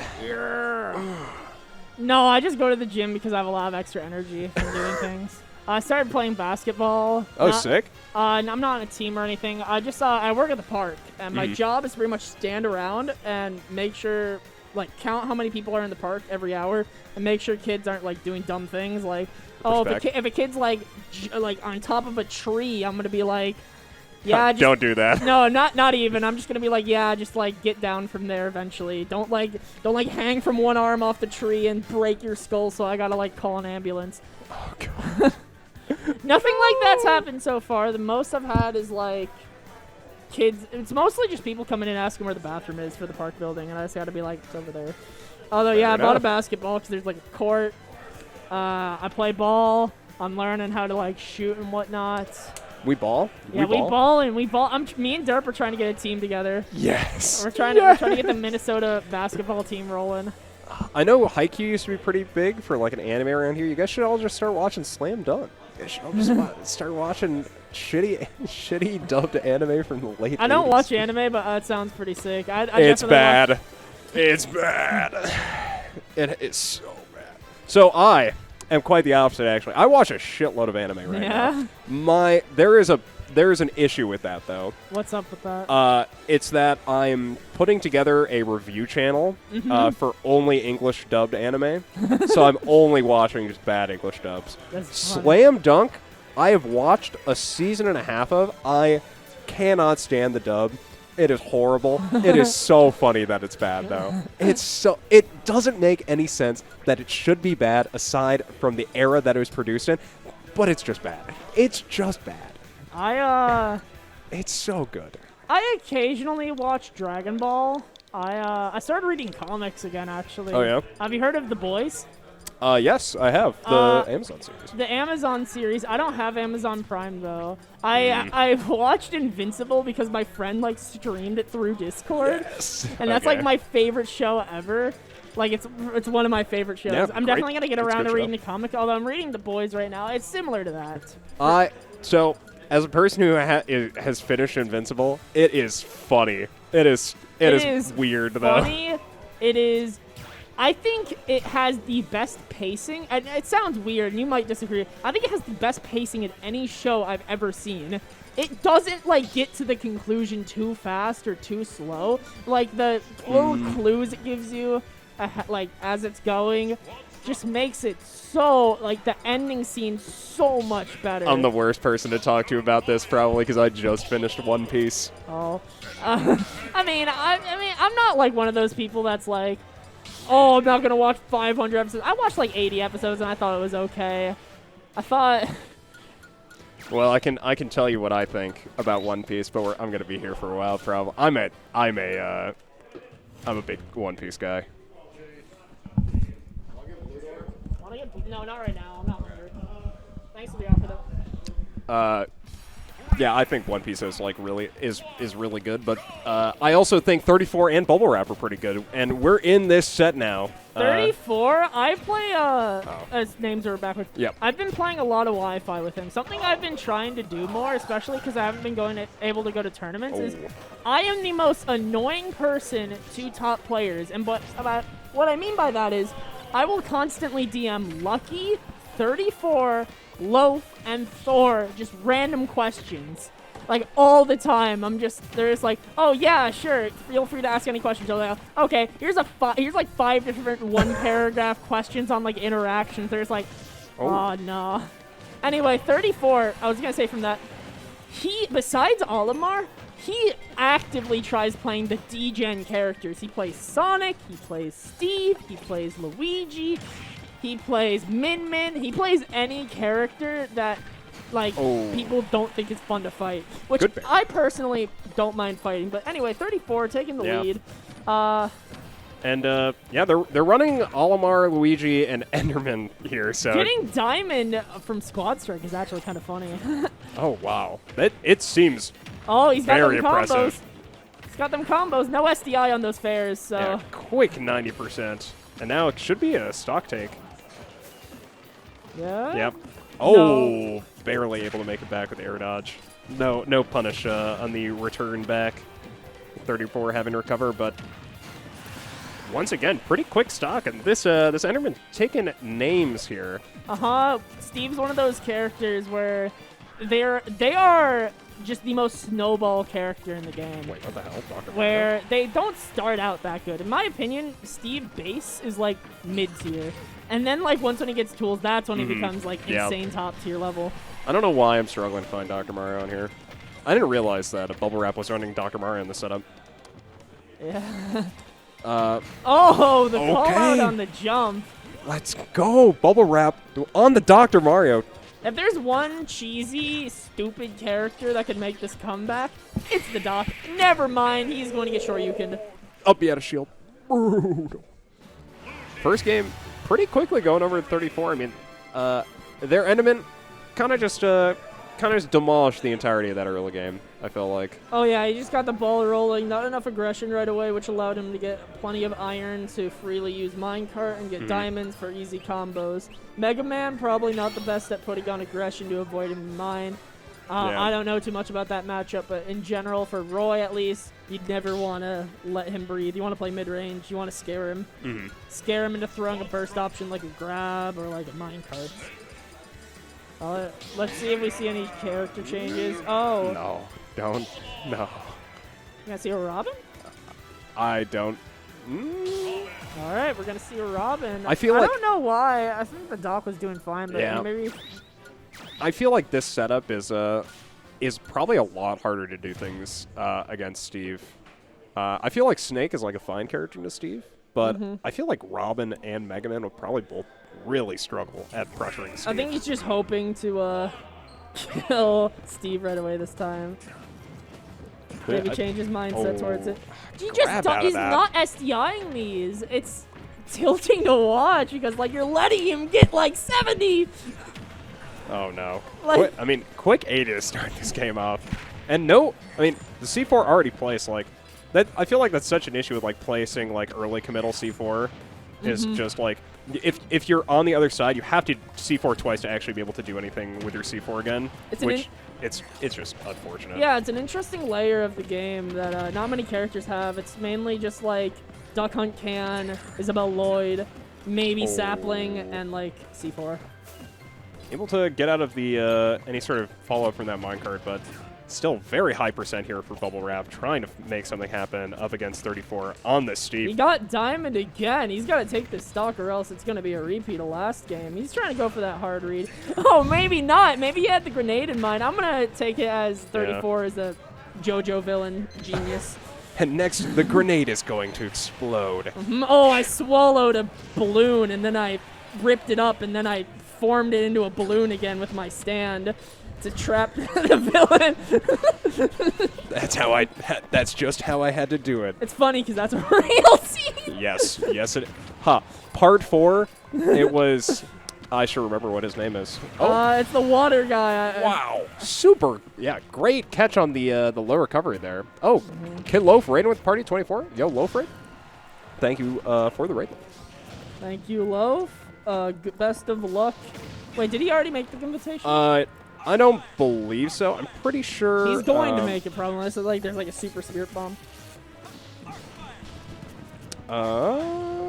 Today was Larry and Chase. Okay, so still doing really good. Yep, currently in third of the remaining people. So still a chance. If you haven't voted for Loaf, definitely go and. You don't have to spend California money, Bone. but please, like, if you just have your 13 votes lying around, do it. Yeah, I chilled out because. I'm gonna be real. Yeah. I don't want to spend money on You don't have to. merch or want. I just use my 13 votes and I spread awareness. I bought some joggers. Dizzy joggers were not a bad choice. I wish it was like the Summit merch they had. Their Summit stuff Yeah. looked really cool, but like, I just don't. I think the Double Down merch looks okay. The Gimmer store looks just ugly. Yeah, it's Have you pretty seen bad. that one shirt where it's like, just get up attack? It's really. Hey, It's one got- it's person got, bought like, it. It's like the SpongeGar text. Yeah, it was a rough one. But this Robin sucking away this percent away from 34. Yeah. It's a bad. Definitely, he got rid of that Steve pretty fast. Yeah. And now I feel like no Nosferatu there. We don't have that in the library. Place that on reserve. Oh, you'll get a. You get ever a do that as a notification. kid? Yes, I did that like 3 weeks ago even. I don't buy books from the library usually. I usually just go to Barnes and Noble and pay $50 for a book I'm willing to read in like a week. Respectable, respectable. I hate that. I hate how much books are. Yeah. They're literally pieces of paper. Like It's they're- fucking unfortunate. I always did that as a kid and always forgot I put the reservations. Always like, oh yeah, I gotta wait 3 months probably. Oh, 34 trying to unleash a Luigi combo to quickly finish the stock, but ends up only getting 17% off the start and getting Ooh, caught in that jump. Evening out the game, oh, this is the first time in this set we're actually going to see the Olimar, which is 34's main. Let's see how it goes. I'm not sure how this matchup works, but I'm sure 34 knows it. I feel like this is bad. I feel like pellets get eaten by Pikmin if they're on you. I feel like Mega Man will struggle, but I mean, Definitely an uncommon matchup. Both of these are quirky characters. Oh, that leaf shield's gonna catch him. And 34 is as always a pretty interesting Olimar player in that they're pretty much always thinking about setups. Like you can have like the Myron zone, but also if you're playing against a character like Mega Man, who it's like, oh, like if you see that Mega Man's going to be using Crash Bomber a lot to like contest Pikmin, like you could just start itemizing red Pikmin. It's just, oh, getting that tech there. Bubblewrap, keeping him in this. Any blue throw or purple aerial should kill right now. Yeah. Although he doesn't have any of those in his. Oh, he does have a blue He's red. dead. Oh, He's he dead. jumped! He jumped! Wow. He jumped and he got hit by the up air. That's so sad. That is such a weird move to kill because like it doesn't even hit you. It like hits you and then you wait like a second. You just go. Oh, I'm dead. It's such a weird property. No other move has that. It's still like worse Game & Watch up air, but like it's funny. It's funny. Let's see if we get some different characters from 34. Nope. Nope, same squad. Let's see if the raw order changes. Yeah, and I mean, after that last game, I mean, like you were saying earlier, I mean, the Steve got knocked out much earlier than that first game. And 34 just not able to capitalize nearly as hard without the diamond pickaxe. So it's funny, he's an Olimar main, but the Steve's carrying right now just from him being able to get diamonds so quick. All the characters Bubblewrap is playing are zoners, so he's not able to run in as fast. Pressure, and then Nikita. I mean, I like just putting pressure on Steve, so he can't farm mats. But I feel like if you want to commit to like camping Steve, I don't feel like it's the right way to go about this matchup. I feel like you want to like play aggressive as Snake, and just like really just put a lot of pressure on because you have good moves. You just have to. Oh, nice. Hit that. Whew. I love F-tilt 1 on characters with 2-hit F-tilts into things. Definitely underrated. Snake players do it the most, but Hero, Plant, they can all do it like really well. I have to say, quite like this start from Bubblewrap. These up airs getting some real mileage here on this first game number 3. For sure, he's definitely warmed up now. Not afraid. He figured out he let all these characters get too much space, and now he is not messing around. Yeah, and just continue to pawn this percent. Love this song choice. Love my this god, gameplay. this is like my favorite song. This is one of my new favorite, my favorite new song at least added. Oh, not counting like DLC. That first hit F-tilt just back up. Once again, willing to play very non-committal around this Luigi and forcing Luigi to approach as well. Just fearless. Oh, that Nair down B. Not going to kill. Snake is very heavy. He is he's doing everything right. That was a great landing with the Nair as well. Just forcing 34, chasing oh the my Snake god. up so high. And this is like an opposite of the first game. yeah, wow. Oh, the fire's going to kill that one. Yeah, but still 2 full stocks to play into this Olimar with. This is huge for Bubblewrap. I keep saying like, oh, this character's good in Squad Trick. He's able to get Pikmins faster. He's able to get the order better.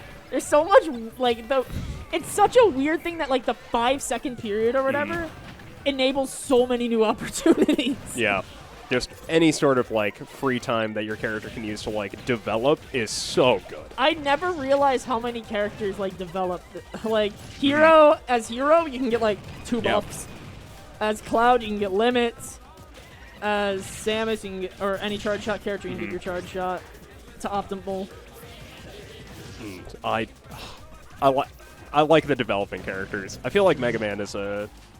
He kind of has it with Metal Blade. He's a developing character in the same way Diddy's a developing character. Yeah, where you're an advantage right when you grab that Metal Blade, and anytime you don't grab it, you're like kind of even. Oh my god! Yeah, just running an He's absolute got a bomb clinic on his on head. this. Is he gonna get anything off of it? No.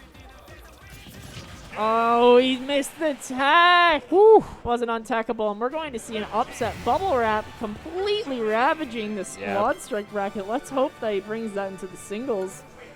Yeah, and I have to say, like, so the Snake looking very clean. Also, I have a conundrum.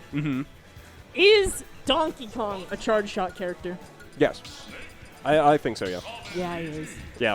I mean... Oh, this is a best of 5. Yeah, this is a best of 5, so this is going to go at least one more game. But Bubblewrap, I mean, match point, up against 34, who Definitely a very strong player in this bracket. Probably the second most famous player in this bracket. Yeah. Loaf, of course, got the attention right now, but 34, not too long ago, got a win on Loaf, won 2 coin boxes, you know, making fat money, making people hate Olimar online. Just probably maybe even the best Olimar in the world right now. Like, it's him and Shuton. I mean, at least if we're counting Wi-Fi results. What about Myron, bro? Oh, Myron? He's pretty good. Yo, your girl calls me Myron. Yeah. So funny. Okay. Into this game number 4, though, we actually, I mean, I feel like it's kind of strange, but we have the Mega Man starting off this time. Yeah, it's weird. Snake was working out really well. Maybe he's afraid that 34 adapted. Or maybe he's just feeling out the Mega Man this time. Oh. I was thinking, like, maybe it was expecting 34 to switch up lineup after lots of percent. Oh, that read was so good. He got so much off of it. I'm trying to go for a finish on the stock there with that dare, but unfortunately not able to connect. But able to recover safely thanks to the Crash Bomber. But getting taken out by that up smash, and now Snake going to be coming out. Uh-huh. This is really what 34 wants, but these last 2 games he was able to play around the diamond so well. Let's see if he does that any better. Oh, he sucks at SDIing! No. Like, this guy's so good, but, like, just break your controller, please. Like, you're gonna make the money back if you break it. You feel me? Yeah. You gotta make enough money that it's for all the SBI you do in bracket. It just doesn't matter. It's just more. I mean, more percent getting added up here onto Bubblewrap Snake, and that almost killed even. He is not messing around anymore. Yeah. Punishing low recovery.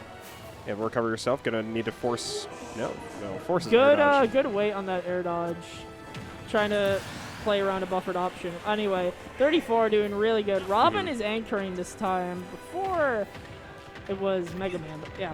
Let's see. I wonder if it was like a predicting the switch to the. Oh. Gets an untackable off the middle block. Kills off the right with back. Like I was thinking, like it was maybe like thinking that Olimar was going to get swapped to first because the Mega Man was performing a lot better into Olimar. But instead, 34 just ran the same lineup again, and the Snake wasn't there to counter the Steve in the early game. So it's been so rough for Bubblewrap since then. Yeah, it's a unique RPS. That is a matchup check. You can place your Pikmin on different things to get different smash attacks. Like that down smash is consistent. Like it looks like normal, but you can do things like where you place a Pikmin on top of a platform to cover jump with F smash. Yeah, it is bonkers. I don't like it. Character is funny. It's funny. You're not even throwing the Pikmin at that point. Yeah, that's what he's doing. You're supposed to just. The Pikmin's just jumping on his own. Anyway, that's 2-2. We're going to see a game 5 right now. Oh. Both of these players have been going back to back. Ventura talking in chat. No soliciting. I will put a vote for Loaf to get the stream title, though. That's a good point.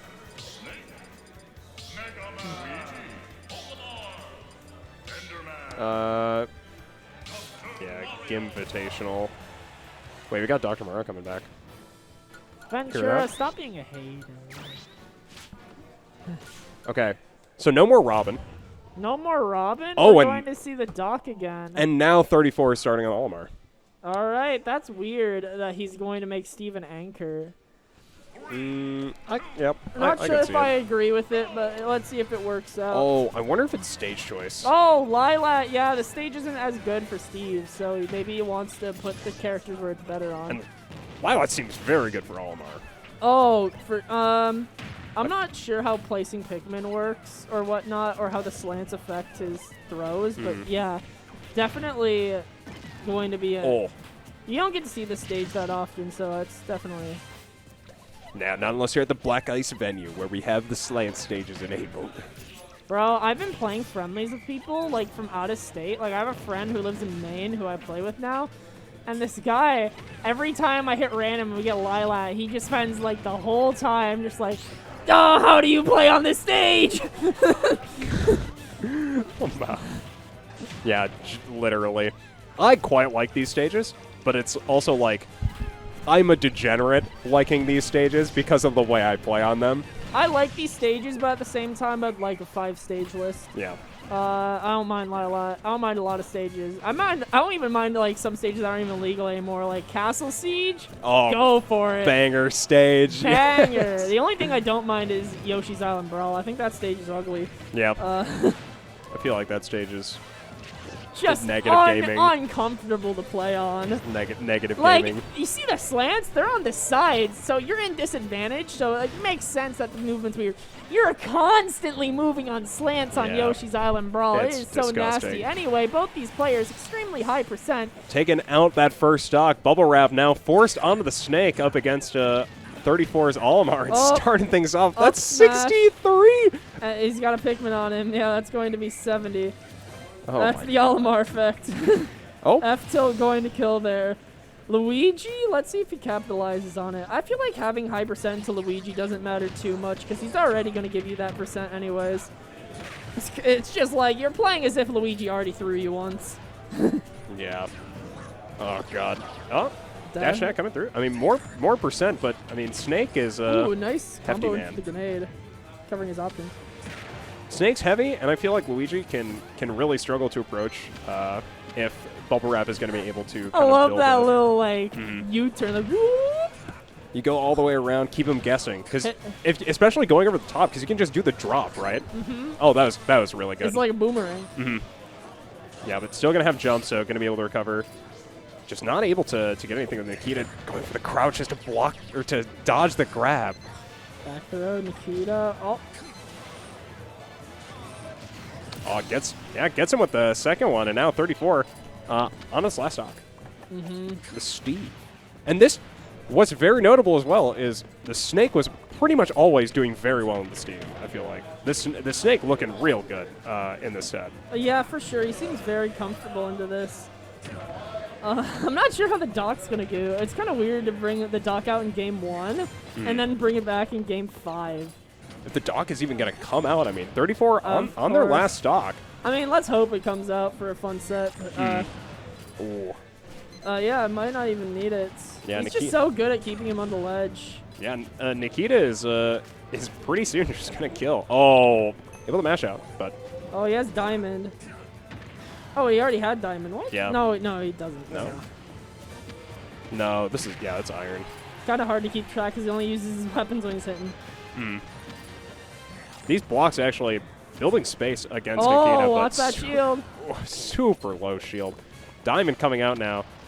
Not able to punish the recovery. Really good high recovery. That recovery is really slow, so making it work is very interesting. Both players trying to grab there. I love how he uses those grenades to cover his recovery. Not enough Snake players do that. Oh, he read it that time, but it's not going to matter. Yeah. He hit the Nikita. If he didn't hit the Nikita, that would have killed. Oh, but gets another grab. Definitely going to kill, so we are going to see the Doc. This is going to be really sad if he gets block gimped. Please don't get block gimped. Yeah, okay, thank God. If he got hit off once and then they placed the blocks, I would have been so sad. That's so funny. But Bubblewrap going to get the upset on 34 with his unique brand of characters. I love to see it. The Dr. Mario coming out huge there, taking this Making MN proud. I don't even know if he's from MN. I have no idea who this person is. We're gonna have to go figure out who this person is eventually, because I mean, big win, huge win, massive dub. I was gonna say we can also see if they're entered in. I'm actually gonna check if they're entered in singles, because then we can see. Oh, Bubblewrap, yeah, Bubblewrap seeded super. It's like 4th seed.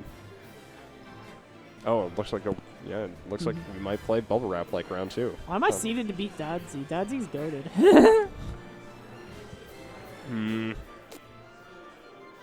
That's fine. Wait, Bubblewrap is seeded 2nd at this tournament. I'm gonna go ask Tactec about that. Hold on. I've never heard of this person. Looking super good though in that game. Bubblewrap. Oh, no, it's Casimir. Oh wait, it is. Oh, I guess it makes sense. Weird. Check stream comms. Oh. I feel like a dum-dum. That makes sense. That makes a lot of sense, actually. That makes sense. He is Yachty. Yeah, that makes sense. Makes pretty good sense. Especially why he's seated 2nd in this bracket. That's yeah, so pretty funny. goofy. And we can't see the players from here, to be fair. Yeah. They're sitting in front of a wall. We just see the tags. The character Oh, we saw the character choices now make sense. That makes a lot. I think it's weird now that Robin was in the rotation. Yeah, why is he playing Robin? What? Scorpio here? No, I don't think so. Well, it's the Robin thing, but yeah, see, you're right, Alex. You're right. This is the thing we have to deal with. Yeah, I see it now. I have sympathy. Anyway, we're trying our are there best. any friendly setups right now? I don't know. Yeah, but yeah, you're welcome to head off or do whatever. I'm fine, just chilling. Commentating with you. Yeah. Experience. Yeah, thank you much. I was gonna say, everybody, go give Addict SSB a follow. Very pro commentator now, doing an event. I'm not sure if it's the Minnesota High School League but yeah, doing a pro commentary opportunity. So definitely go check them out. Yeah, but you know what, Ventura? You can flame me all you want. I wasn't even thinking about it. It was funny. It was just funny. We're going to be heading into our next match as I figure out who's playing next. Oh, well, okay, that would make sense. Loaf and Lucky are going to be playing. Good music. Good music to start things off. Oh, wait, no, it is not. Nope, this is not who I just said. This is Ehis and DatDerpDog. I recognize. Derp has my favorite tag in the venue, my favorite in-game tag in the venue. That of course being winner's POV. It's so good. It makes me smile.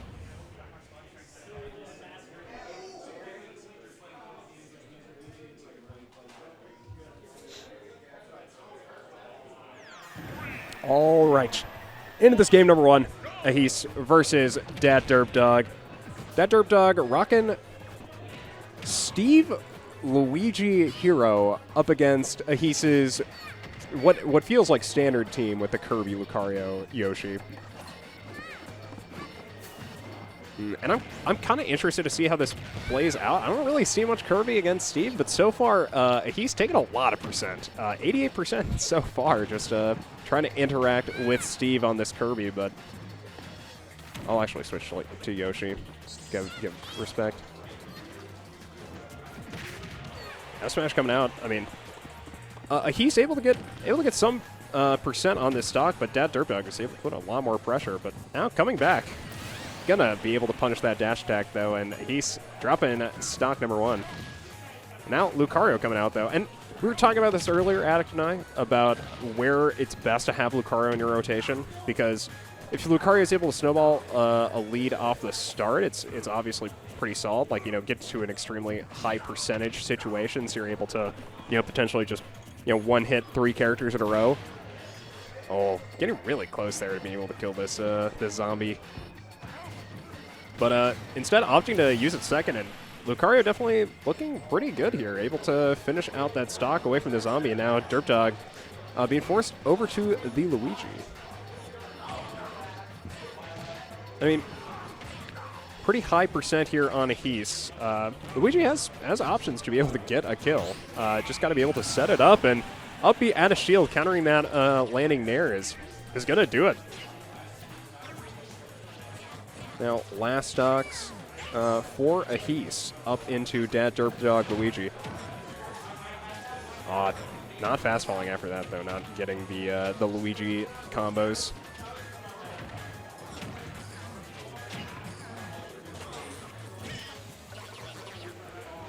Just reading this chat out of the corner of my eye. I'm sure running all space is so sick.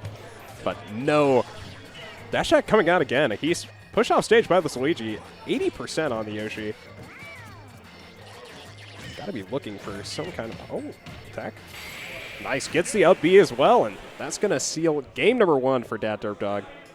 Great catch on the tech. Or on the no tech, rather. Booing DatDerpDog. This is a Ehis Nation behavior. This is ridiculous. So far, though, I mean, it definitely feels like this team is struggling. into especially Steve, or Zombie rather. I'll switch to Zombie. Give Derp the respect. As we are moving to Yoshi's story. When I think about the characters that Ehis has, I feel like Yoshi is obviously pretty solid in Yoshi's story, but I don't feel like his characters super leverage what Yoshi's want to do as much. I could be wrong in that regard, but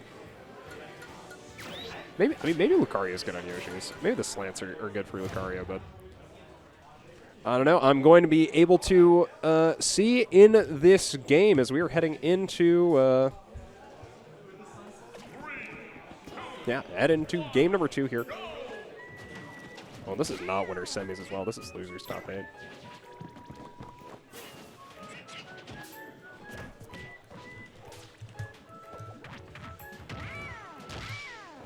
The bracket doesn't hyperlink. I will go fix that. Oh, it does for me. Wait, what? It really doesn't? Oh. Well, let me go figure this out as I'm setting this up.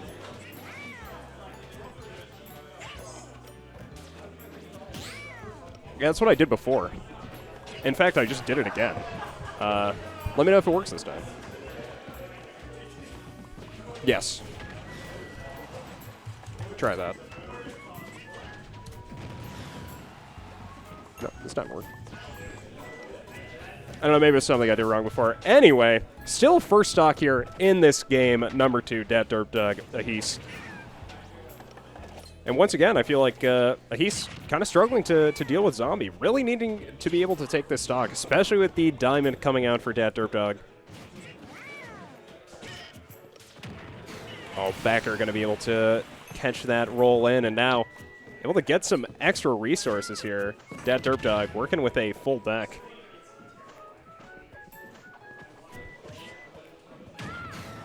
Oh, quick S-Smash from Kirby, though. Able to seal that stock, and now it's second stocks apiece. Pretty much no extra credit gain from DatDerpDog from that Zombie stock. So he's much better position than last time, but big combo coming out from DatDerpDog. All up airs. Good percent coming out, and even a green missile to be sure, but not going to be a misfire like I'd imagine he was hoping for. Up he had a shield, though. Getting a little bit too close to Luigi, so going to quick hit you with the Shore UL. No Ventura, thank you.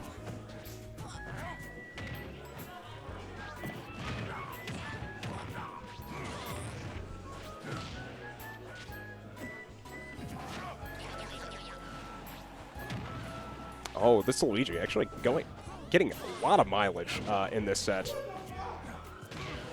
I wonder if we'll get to see more of Luigi as the tournament goes on, but for now, still, DatDerpDog, substantial advantage here with Luigi. Misfire coming out. A little bit of disadvantage, but trying to get something high off of the up tilt, but just not able to get anything. Oh, this did not update.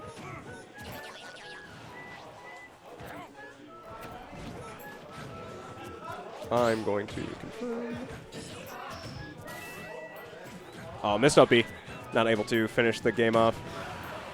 Down B coming out. I mean, this Lucario really building up a lot of percent, but... Oh, is that going to kill?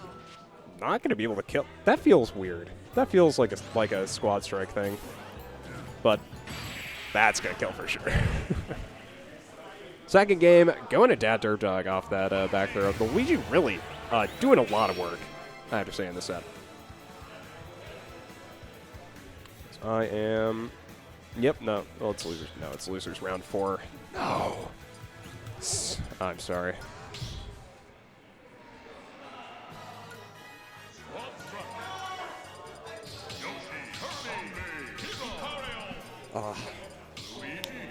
Same lineup as per usual. It feels weird going for this lineup, but if it's the lineup he's been running all day, I think it makes sense. It just, I feel like the Yoshi is one thing, because I feel like Yoshi at base is kind of an uncommon character, and then you look at it's Kirby Lucario. And that's where things are like, okay, you had me at Yoshi, but then you kind of went downhill. Or uphill, depending on who you are. I mean, overall, Ehis has been able to get relatively far in this bracket, but yeah, the color counter pick's coming out. Had to come out in this third game. It's Ehis. It's the moment for Ehis. But now, starting things off with a Luigi, DatDerpDog. I mean, clearly understanding that these last 2 games have been Luigi dominated. I've just felt like he's been kind of gross on the pick. This dash attack actually putting a lot of pressure on as well, but so far 53%, almost unanswered until that last dare. And more dash attacks coming out. DatDerpDog just trying to use this burst range to be able to pressure Ehis on this Lucario. And getting too close to Luigi, I mean, that's going to be an up B out of shield. And DatDerpDog very quickly off to the first stock in this game number 3. Oh, okay, getting percent in now. Luigi combos, quick 85%. No misfire, no memes, just clean aerial connections, building up this 95. And DatDerpDog still yet to take 40%. He's just looking for some room to work. Able to get a little bit of percent now. Dash attack pushing DatDerpDog off the left side, but that down B keeping DatDerpDog very safe, breaking that grab. But untechable coming out into Ehis' recovery, and that's going to be a lost stock. Now 2 stock advantage here for DatDerpDog and Luigi. Ehis is going to need to find some real tempo on this Yoshi to make it happen, but quick 32%, able to jump out of it though with that jump armor. Ehis just got to find a way to end this stock and get 2 more to be able to stay in this bracket, but 124% on Luigi. Okay, Egglay coming out from Ehis, but the down B getting actually stuffed out from that Luigi up air. DatDerpDog just continuing to put on percent, but he's responding on the stock. Gonna get upbeat out of shield, and that's it's gonna be a 3-0 for DatDerpDog. Yeah, that was a Luigi dominated game. That was an L game. That was crazy. DatDerpDog plays Steve and Hero, and that set easily it was Luigi that just tore it all away. I love getting to watch Luigi. That was funny. But good stuff to DatDerpDog. They're going to be moving on to play against 34 in our losers quarterfinal. Right on the other side of the bracket, we've got Daddy Dravus playing up against Tosty. I believe we're going to get this on stream as well. So, as Loaf and Lucky are playing off stream, it looks like. And yeah, I'm just waiting to make sure what we got next. This last time, it was.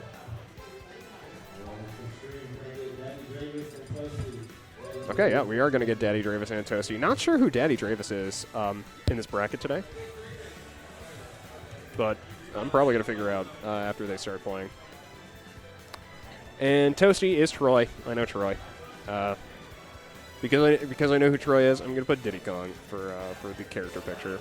Does anyone know who Daddy Dravus is in this bracket in chat? Because it's not actual Dravus.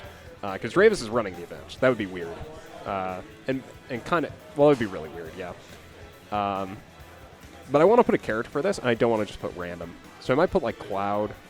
Maybe I should put, I'll put Mr. Game & Watch because he's a funny character.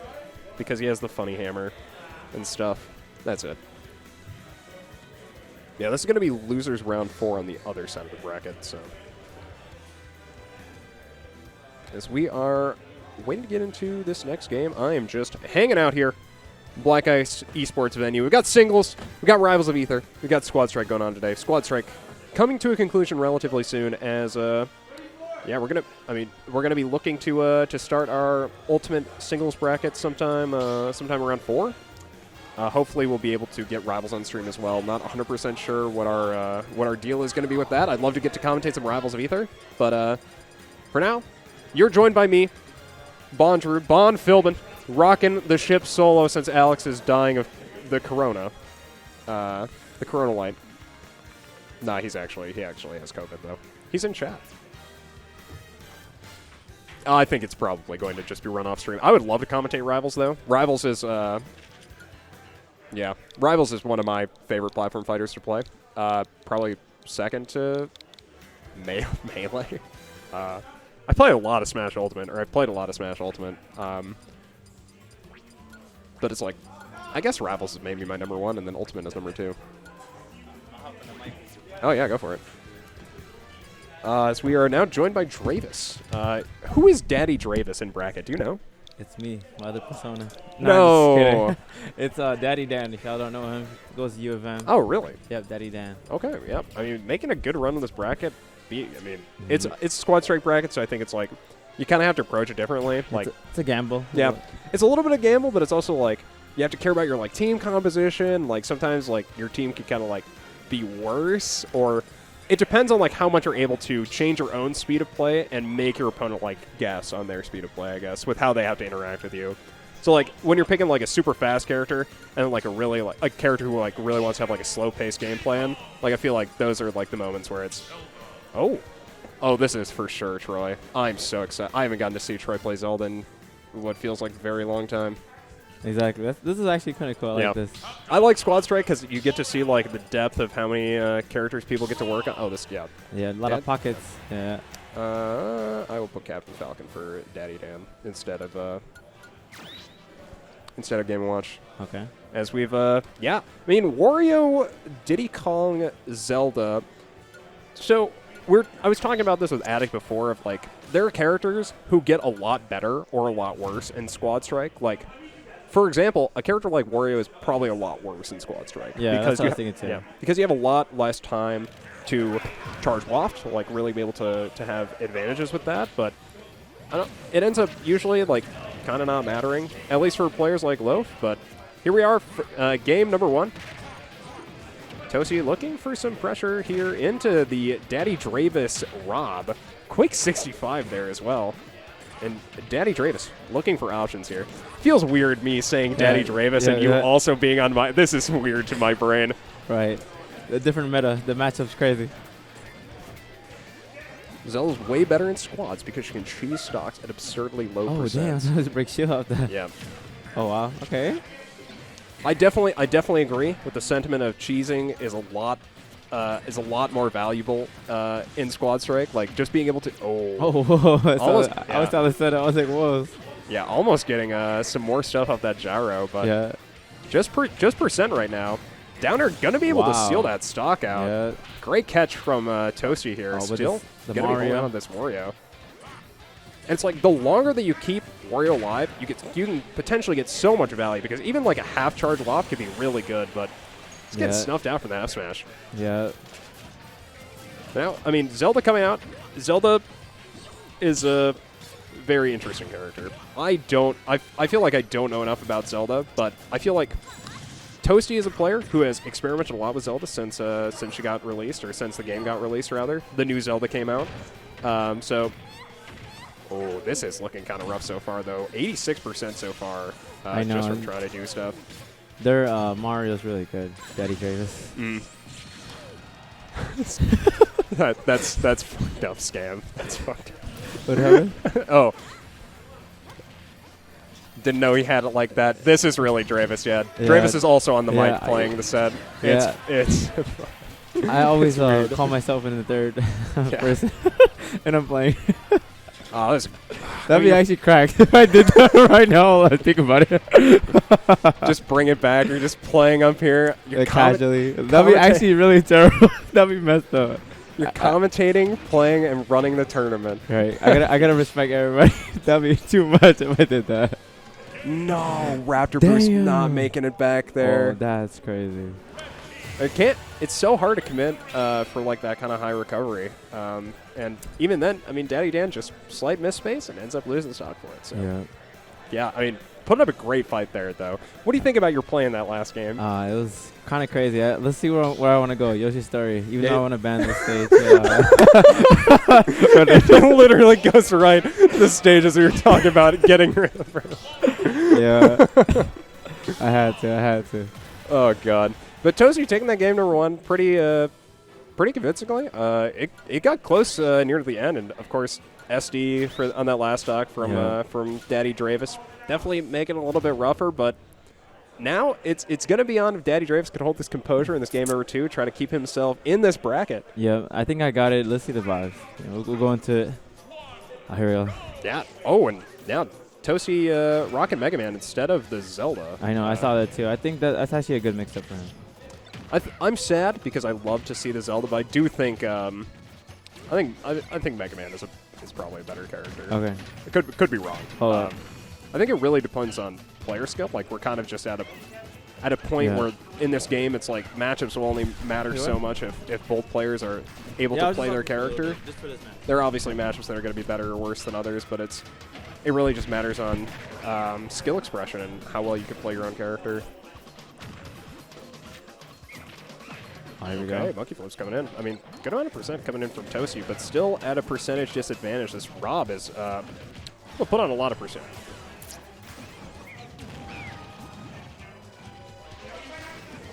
Yeah, I moved it to losers rounds before. Oh, wow. I said it after the first game, I promise. Or of the last set, I said it after the first game that it was loser round 4. That's my bad, though. I'm doing production and trying to talk a lot, so that's my bad. Okay. Damn. I think this might be a flush. I'm doing kind of good. Yeah, I was going to say, you're really crushing it in this game. I mean, these Yeah. slants definitely paying off. I mean, you know the power of the slants. You know why? That's why we want to remove the rotations. They're just too good. So, Thanks. but now here's Lamario. You're seated 17th. Oh yeah, sorry, bro. That should change. I hope it's not final. It's not final. What is your tag? It's a bad. I only see like the. Oh yeah, wait. What's your tag and bracket about? Yeah, not bad. What's your tag? So I can double check it. Because I hope that's not the reason. Intermediate Oh my critical. god! I lost the brain cell reading that. Holy shit. Okay, well, how often am I gonna have to say that this event? All right. Intermediate critical. Yo, what's the story behind that though? Tell me. Okay, well, Tosty looking Oh, here we go. looking to keep composed in this game to try to make a run against these 2 characters left from Daddy Dravus. Able to get the back air there, but not going to be able to kill. Damn. Shield. Oh. Yeah, quick. That was I mean, nice. nice looking air Wow. dodge. I snapped. I got it. Yes, I got it. Oh, here we go. Okay, Daddy Dravus moving in. Here, let me pop off real quick. Sorry, Going for the fair. That was so hype. But getting Oh. back throw it. Overextension. Ends up getting punished. But now it's the Yeah. signature Dravus Falcon. Yeah, let's see it. I'm about to finish it up. Oh! Safe! The pop, I'm sorry, y'all. Oh my god, that was hype. Alright, Okay. we run it back, Alright, ban PS2. Yeah, good. Ban PS2. Now ban the slide stage. Ban the slide stage. yeah, Get no, him out of here. Get him out Let's of here. ban Lilac, please. None of that over here. Banning live in my event. Or I just say, Daddy, please. Stop this. Thumbs down. Thumbs down. Both players, even in this set. Yep. Scam, you're right. Addict and I were talking about earlier. Falcon Dive, that shit's homing. That shit's homing on. It is. If you're playing in the same venue, that shit's going to hit. Yeah. I'm sorry. It's kind of hard to punish, too. No facts. He's zoomy. Alright then, I'm about to hop off the mic, but I'm gonna thank you. pass it off to somebody else real quick. Yeah, thank you much for your support. Yeah, I mean, I'll be back on stage. yeah, I was going to say, yeah, you got to go finish this set out. And once again, I return to the solo cast. Daddy Dravus able to take that game number 2. Now moving back off the commentary desk, focus on this set. Tosty. Oh. Nice, good start. Quick 34% off of Nair's starting with that banana, but Now, moving things over to Mario. It definitely feels like each character like has their turn in this matchup, because it's, well, or you can not give your opponent a turn. It's kind of rude, but also, I mean, if you're able to just snowball these like neutral wins, it feels like it can get out of control. Mario is a character that I feel like can still end stocks pretty consistently without even needing percent, though, just because of the additional tools in his kit, as long as you're actually able to get cheese stocks. But, oh, nice. But this is a lot of percent getting put on by Tosty here. I mean, 80 percentage, over 100% now off that low conversion. It's been able to pressure so much with this banana. Monkey flip. Gets the additional percent off of the startup, but still not able to kill. Up smash is going to be able to do it. Just scoops him. Daddy Dravus trying to pick up that banana. Gets punished for it.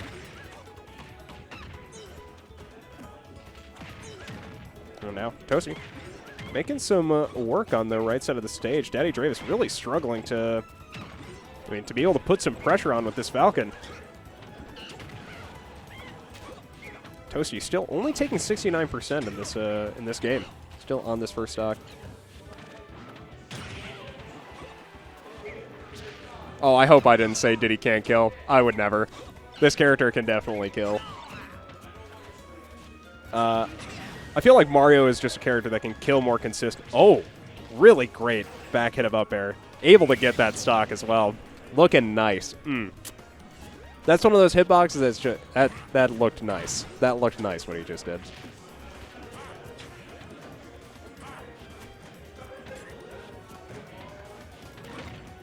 Okay, Nair's coming in. Daddy Dravus looking to try to push anything on this stock. Pretty significant percentage disadvantage, but I mean, a conversion away, 2 conversions away could be a stomp knee into a kill. Just got to try to make them as long as possible. Knee coming out as well, 67% onto Tosty from that, but ends up overextending, and that back air from the Wario is going to be able to seal that stock. Now, just onto this Rob. Ooh. Rob looking to build some space from this corner, but okay. Getting some percent onto Wario, but now, I mean, moving up into Wario, giving him some time up in ya. Quick 50%. Oh, and just Daddy Dravus not able to punish much on this Rob. Tosty just holding a lot of control. Oh, gyro. A little bit of percent, but not getting any sort of setup, just ends up being almost a stepping stone. Oh, not trying to punish the low recovery there either. But down here on stage, just putting on more percent here. 88% on this Rob. And Daddy Dravus really going to need... oh, great catch with the up smash off of the berry. Oh. I wonder if it's just me. Chat, let me know if things look kind of chunky. I'm looking at 2 different displays for this, and one is looking fine. Maybe the other is looking a little bit chunky, so. Okay, up tilt gonna be able to take that one, and Tosty, once again, taking a game. I found it, I find it a little interesting that it was after winning that the Zelda swap happened. Or that the Zelda swap out happened. It's not like a bad thing or a good thing, but it's interesting. It's like interesting thinking of like the thought process that went into like a change behind that. Because I mean, maybe it's just that that Mega Man plays a lot better against like closer range characters. But oh, and now even the Mega Man getting switched out for Violent, very very strong character, or well, physically strong character, yeah. Yep, I definitely agree. I felt like Zelda was kind of couldn't really do much in the game she was present. I was more just thinking of like the specific reasons. Like sometimes it's like if it's like specific moves or it's like specific interactions that you either like want to try to avoid or like want to try to push more.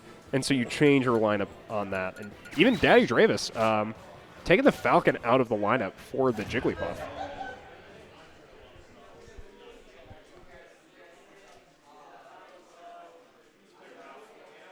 Yeah, I'm interested to see how this Jigs is going to perform here in this game number 4. Tosty on match point.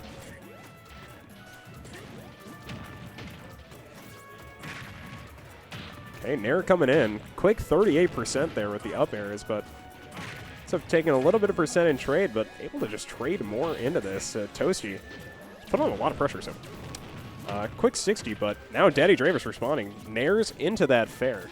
Able to build pretty decent amount of percent. Oh, catch him off stage, but not able to punish the jump off the bike, and Wario going to be able to recover, but still just taking more percent. I like starting with Wario as well.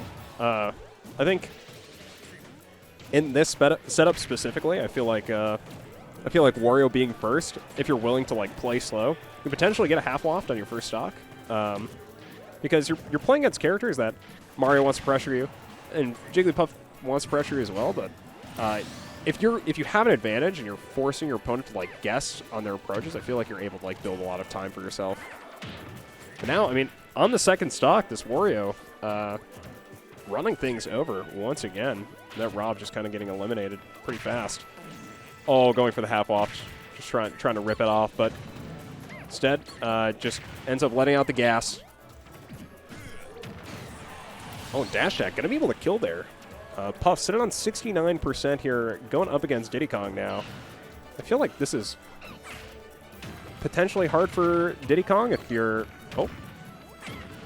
if the Puff can, I mean, get rest combos or even just contest in the air. I feel like Jig's airspeed, you're kind of able to avoid a lot of what Diddy Kong wants to do. He has to like fish for really specific like setups like that where you're setting up with Banana to get aerial hits. Oh, Barrel Technician coming out though. Great shot from Tosty, able to take that stock.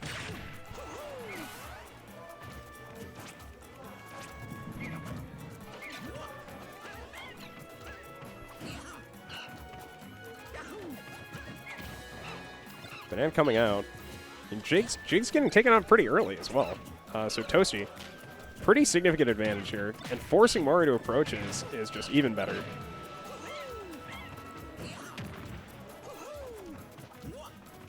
Oh.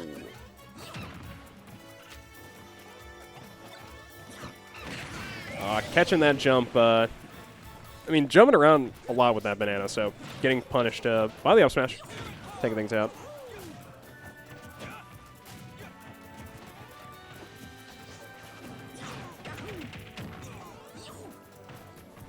A little bit of percent with that dare, but F tilt coming out. Just more percent getting added on. Drag down from the up air. Arrow gonna catch, and Tosty. Quick 3-1. For Daddy Dravus' Daddy Dan, who is a UMN player. Tosty taking that one 3-1 though. Byleth paying off in that last stock.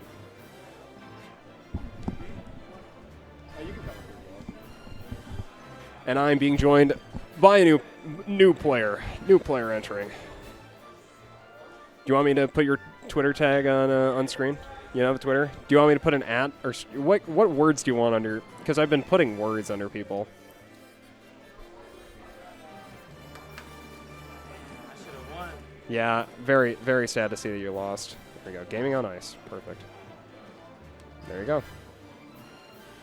It's not a real Twitter tag, not a real anything. Dravus, you tried very hard, I have to say. It's pretty close. But unfortunately, out at 7th. Great run, though. Especially with TOing the event and commentating during your own set. That's pretty impressive. How you doing today, Ben? Oh. I'm doing pretty good right now. Mostly just here to support the community. Also, helping Loaf. Mm-hmm. Yeah, vote for Loaf. Have it in the Invitational. Definitely show some support to the MN boy. Want Midwest to make it to the Invitational, so let's do it up. Earlier, I gave Dane an egg from my home so that he could eat it raw on stream. to promote Loaf in League Invitational. Thank God. Thank God that happened. That's awesome. It was a sight. It was very fun. Just check Make Up a Guy. It's on there too. God, no. Not again. As I am checking, who we got next?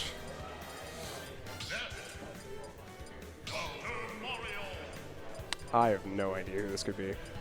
Die Hard and S.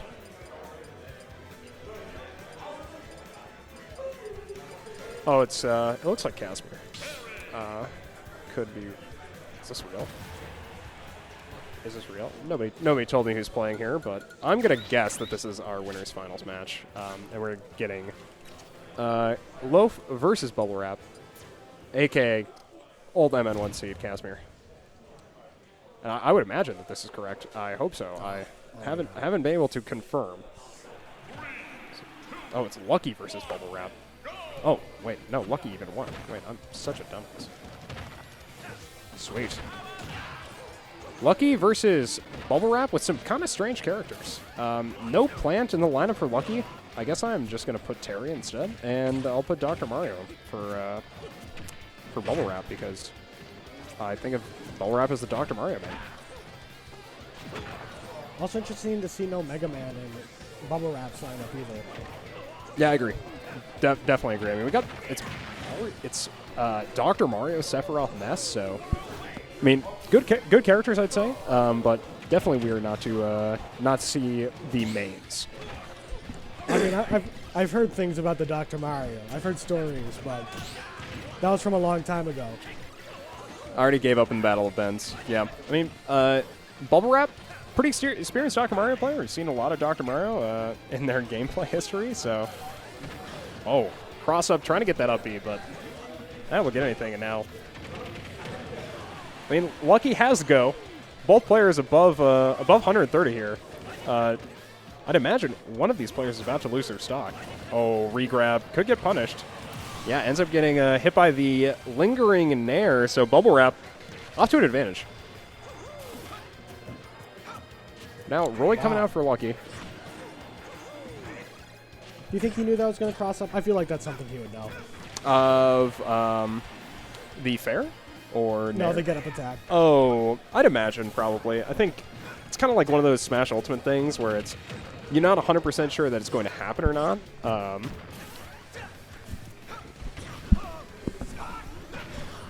Sweet. Oh, jab. Trying to get a conversion off that jab and ends up finding one after, but still 56% obtained on this second stock for Lucky. And all of those shadow fragments coming in.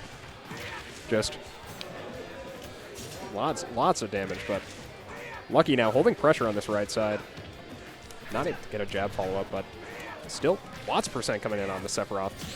I definitely feel like Sephiroth definitely seems very much like a Bubblewrap character to me. Of the characters that I know he's played in the past, Oh. ouch. Yeah, trying to recover just a little bit too low. That was, yeah, interesting. SD, but it don't matter. Got Bowser against Ness now. Not two characters I was really going to be expecting to see in these two players, but lots of percent built on Ness very fast. These fairs coming out. Huge pressure off of him. Lucky just making Bowser look very fast. Stealth Pilot kind of does the same thing. It's just if you can make oh, he's dead from that. Oof. Yep. The heavy life. Yeah. Just, really unfortunate. Fair getting, I don't know if it was buffered or if it was just thrown out as he was falling off stage, but ends up just lasting too long. No jump on that, so yeah, just first game going towards Bubblewrap. All right, completely different lineup it looks like from both players.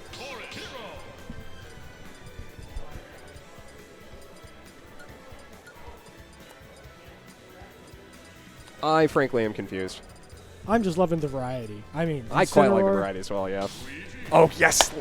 I'm really excited to see the Incineroar. Ah, yes.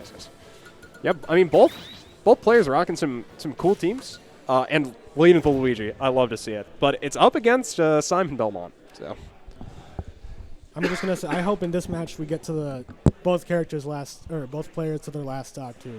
Yeah. Just like last one, but I hope there's no SDs. As we are headed into this game number 2. Bubblewrap up against Luigi. Well, Lucky's Luigi. Okay, put a little bit of percent off to start here. Quick 46. And keeping Bubblewrap on this left side, but...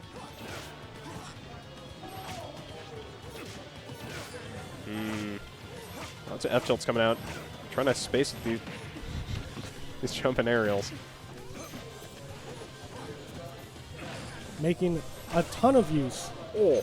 I think the past 5 forward air and back airs have all been angled. Yep. They most assuredly had. Even the one off stage was actually almost hit. Oh, great down air there. Able to recover off of the bounce from the down air. Okay, thrown off stage. Bubblewrap looking for something low and able to recover, but just not able to find anything. But able to find it there. Down angled back air, just absolutely clapping that stock out from Lucky. Just great, very great snipe. Great snipe. He snowed that one right out under his nose. He was at what, 60%? Yeah, so I mean, 60 to 70%. I feel like he was at like maybe almost 80% after the hit, but I mean now, able to steal that one out. I thought there was an up air, but now Bubblewrap going to be onto this hero. Lucky going to be looking to put some pressure on with this Corrin. Thwack coming out, just stealing a little bit of percent, no kill. And now Lucky looking to pressure this hero. Lots of spells getting thrown out, but both players just trying to feel each other out. Push any kind of advantage off of a single hit, but okay. Neutral be coming out, not going to be able to kill though. The bite just not strong enough yet. Not enough percent, not enough charge on the bite. Could have been a couple of different things, but either way, no stock there. And now, have we ever seen Lucky Corrin on the stream? I don't think so. I think this is the first time. I think it's a very interesting fact. Yeah, getting killed by that pin though, insta-pin out of there. And now Bubblewrap onto the Falcon. I feel like it seems like we're gonna get my wish. I'm very excited. Well, you would certainly hope so. But so far, I mean, Lucky looking very composed on the Corrin. I feel like should be able to stuff approaches from this Falcon. And this percent is building on this Falcon. I mean, 60% for Bubblewrap now. Oh, stomping. Not going to be able to connect, but that will. That was pretty smooth. That was pretty smooth. Yeah, the falling first hit of Nair into that back air, but just not ending up killing. Oh, landing on stage with that, and even getting the Falcon dive. That's going to be able to steal the stock. And I mean, 80% now for Bubblewrap on this stock, but and you're playing up against Incineroar. Oh. It's going to be on Lucky, throwing a pressure. Wow, that kills. I was skeptical. Yeah, I was skeptical. It took lingered a little too long. I was like, oh, maybe he survived, but yeah, the Incineroar just needing one conversion to end that one. So he's a beefy boy. He knows how to hit bit hard. Bit of a big cat, beef cat. Beef cat, yeah. As now we are moving on to game number 2 into this character draft, which is honestly becoming just as interesting as the regular game. As this is. Bubblewrap playing at the Piranha Plant? That's not something I would expect. This is very strange to me. I feel like do you think maybe they had like a gentleman's agreement behind our back that they weren't gonna no duplicate characters? I have no idea what the agreement was, but in any case, I'm enjoying watching it as we're moving into this game number 3. Interesting teams. Lucky running Palutena, DDD, Pichu, and Bubblewrap running Plant, Robin, and Ganondorf. So see how things end up boiling out. DrFil is coming out from Bubblewrap.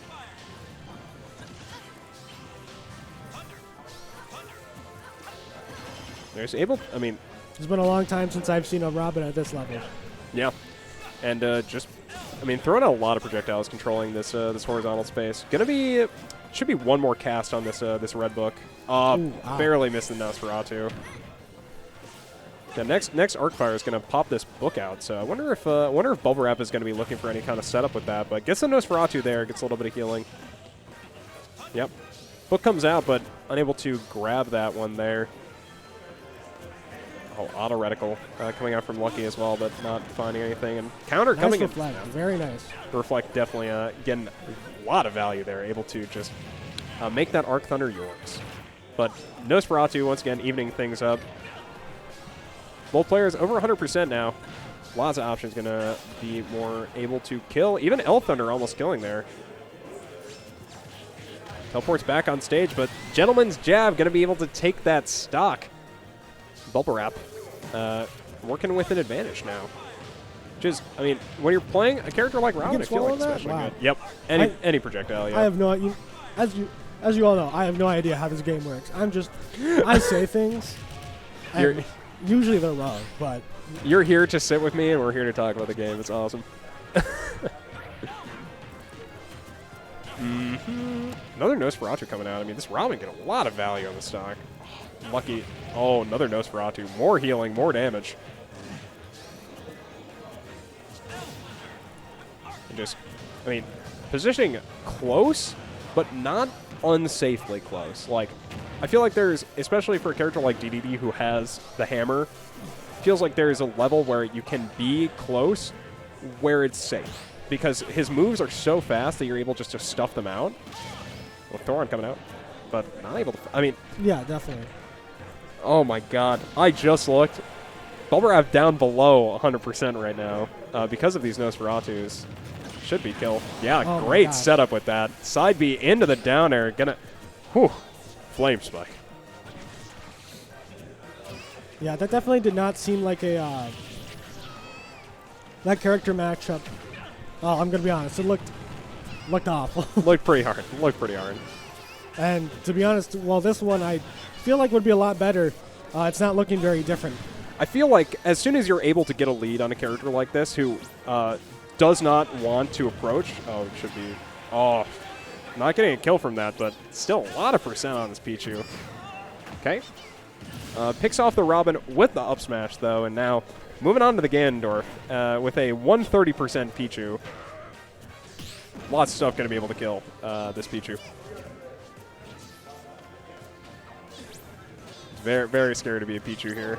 140% now into Ganondorf. Very doable. I mean, you just can't get hit. This stock is definitely just significantly harder to play because of the disadvantage. Okay, got hit by jab. Not dying, though. Huge, huge for Pichu. Pretty close, but still holds it up. Okay, downer. Yeah, just stomped. Absolutely stomped. Funny game, though. Funny game. Now Bubblewrap moving on to match point here in this setup against Lucky. Point. I mean... And, oh. It's a... Oh, yes, this is winners. This is winners finals.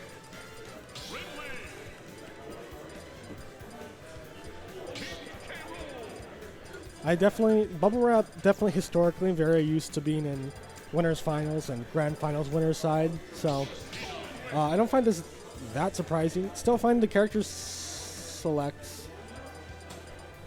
I wonder if they're like trying to spell something. Maybe.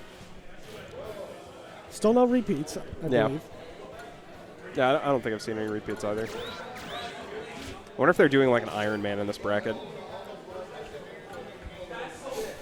Like just doing a bracket Iron Man every game. Doing a bracket in your own bracket. Oh. Quitting out? Looks like maybe a reselect on character or something? We've got a lot of people here. We got singles starting around 4. Not sure how I can actually check on how our Rivals Leader bracket is. I don't know if they've even started. When I was still out there, they had still not even started yet. Nope, they're starting. They're starting. Okay.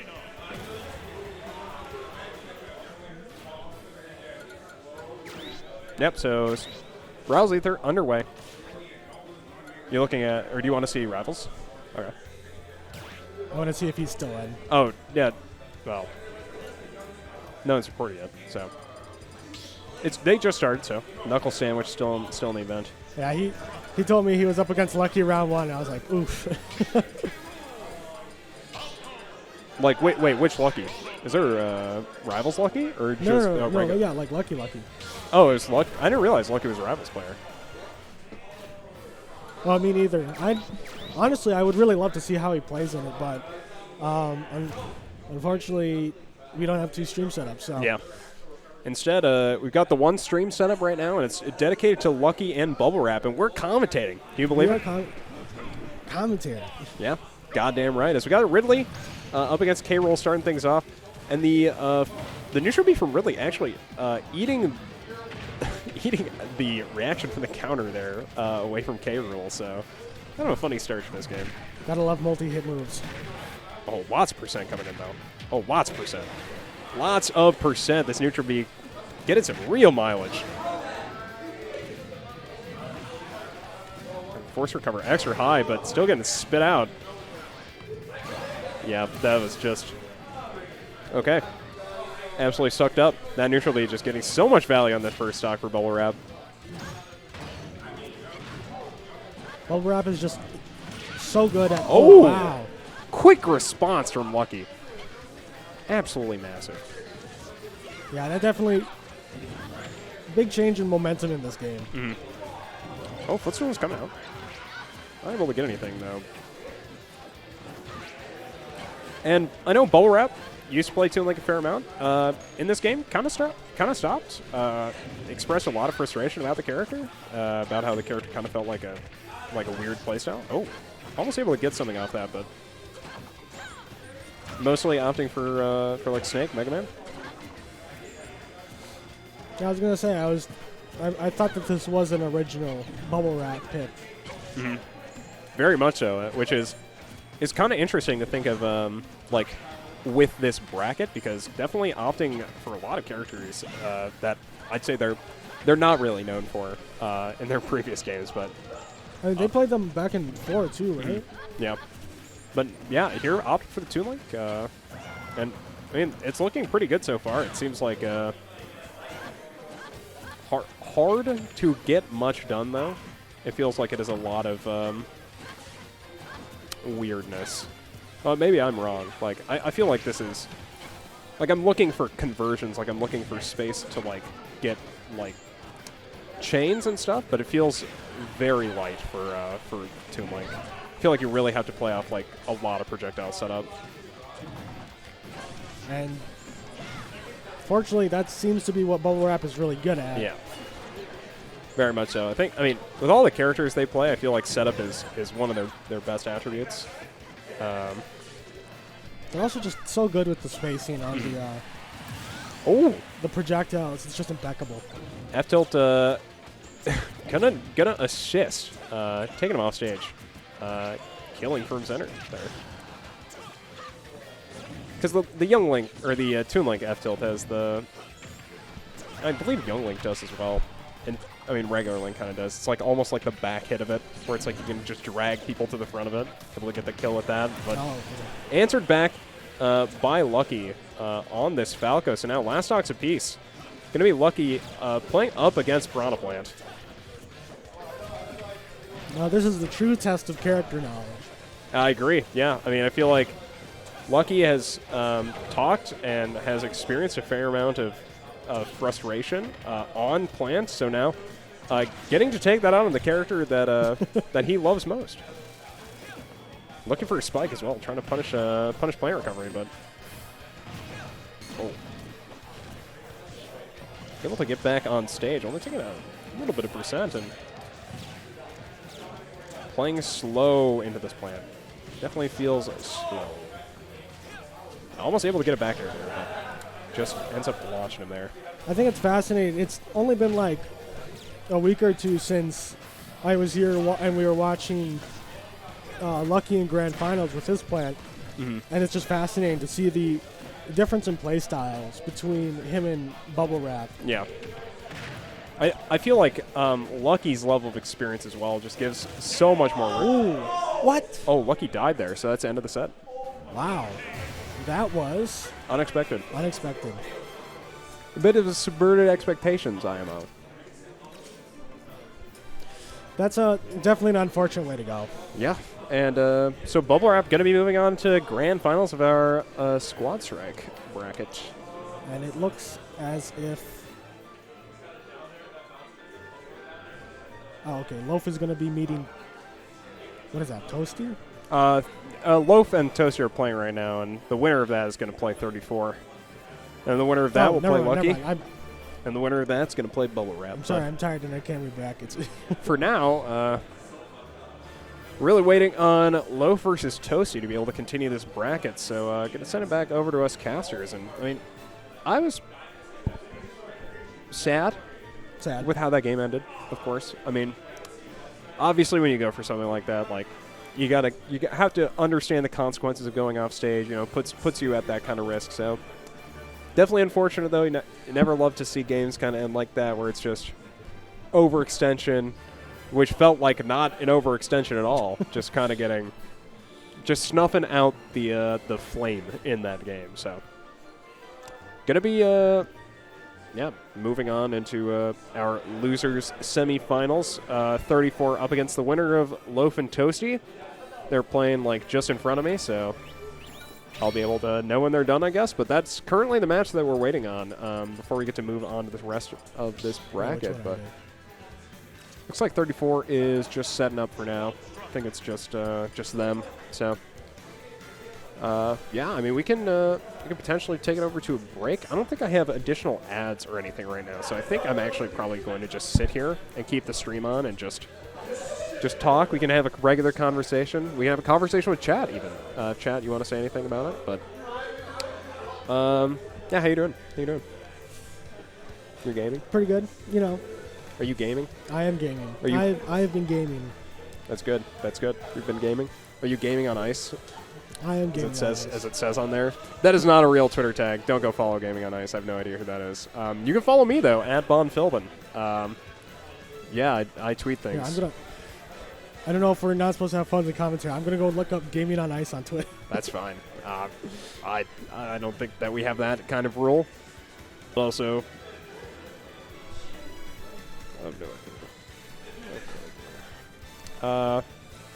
yeah, I'm doing all right. Playing Warhammer 40k Inquisitor. Oh, which one's that one? Is that the... It's like a Diablo-style game. Oh, okay. That was released in 2017 that I've never heard of before. So I was just like, yeah, I'm going to go and play this, I guess. It's fun. It's a Diablo-style game.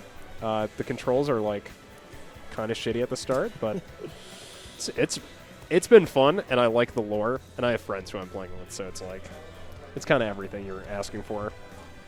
I, too, have been... Well, I just got the... You've also been playing Warhammer Inquisitor? No, not Inquisitor. I was saying Warhammer, but it was the Total War one. Oh, you got Total War 3? No, I got 2. Oh, okay. I'm going to get 1, so I can do the Grand Campaign. Oh, okay. Total War 3, I was considering getting that. I'm not super into... I've played only War, which is like an RTS game, but I've never played like Total War games. I've like never played those. They're pretty good. My brother loves them. He has like the entire series, I swear to God. I want you to get Total War 3 and play a knobhead. Go play a knobbler. Yeah, 5 minutes. Yep. That's kind of what I'd figured. We'd already been talking about it. Oh, we don't have ads and stuff to run, do we? We don't have ads and stuff to run, do we? I could put like the starting thing on, I guess. Like that's kind of the issue is I just like have to leave it on here. So I'm fine just sitting here, keeping stream company. Yo, can Nasty and Smash Bros. Hell yeah. We're at the Smashy Bros local, playing some Smashy Bros, some Rivalies of Ether. Some Rivalies. That's right. That's what they all say. They say the Rivalies. That's what I say. Yeah.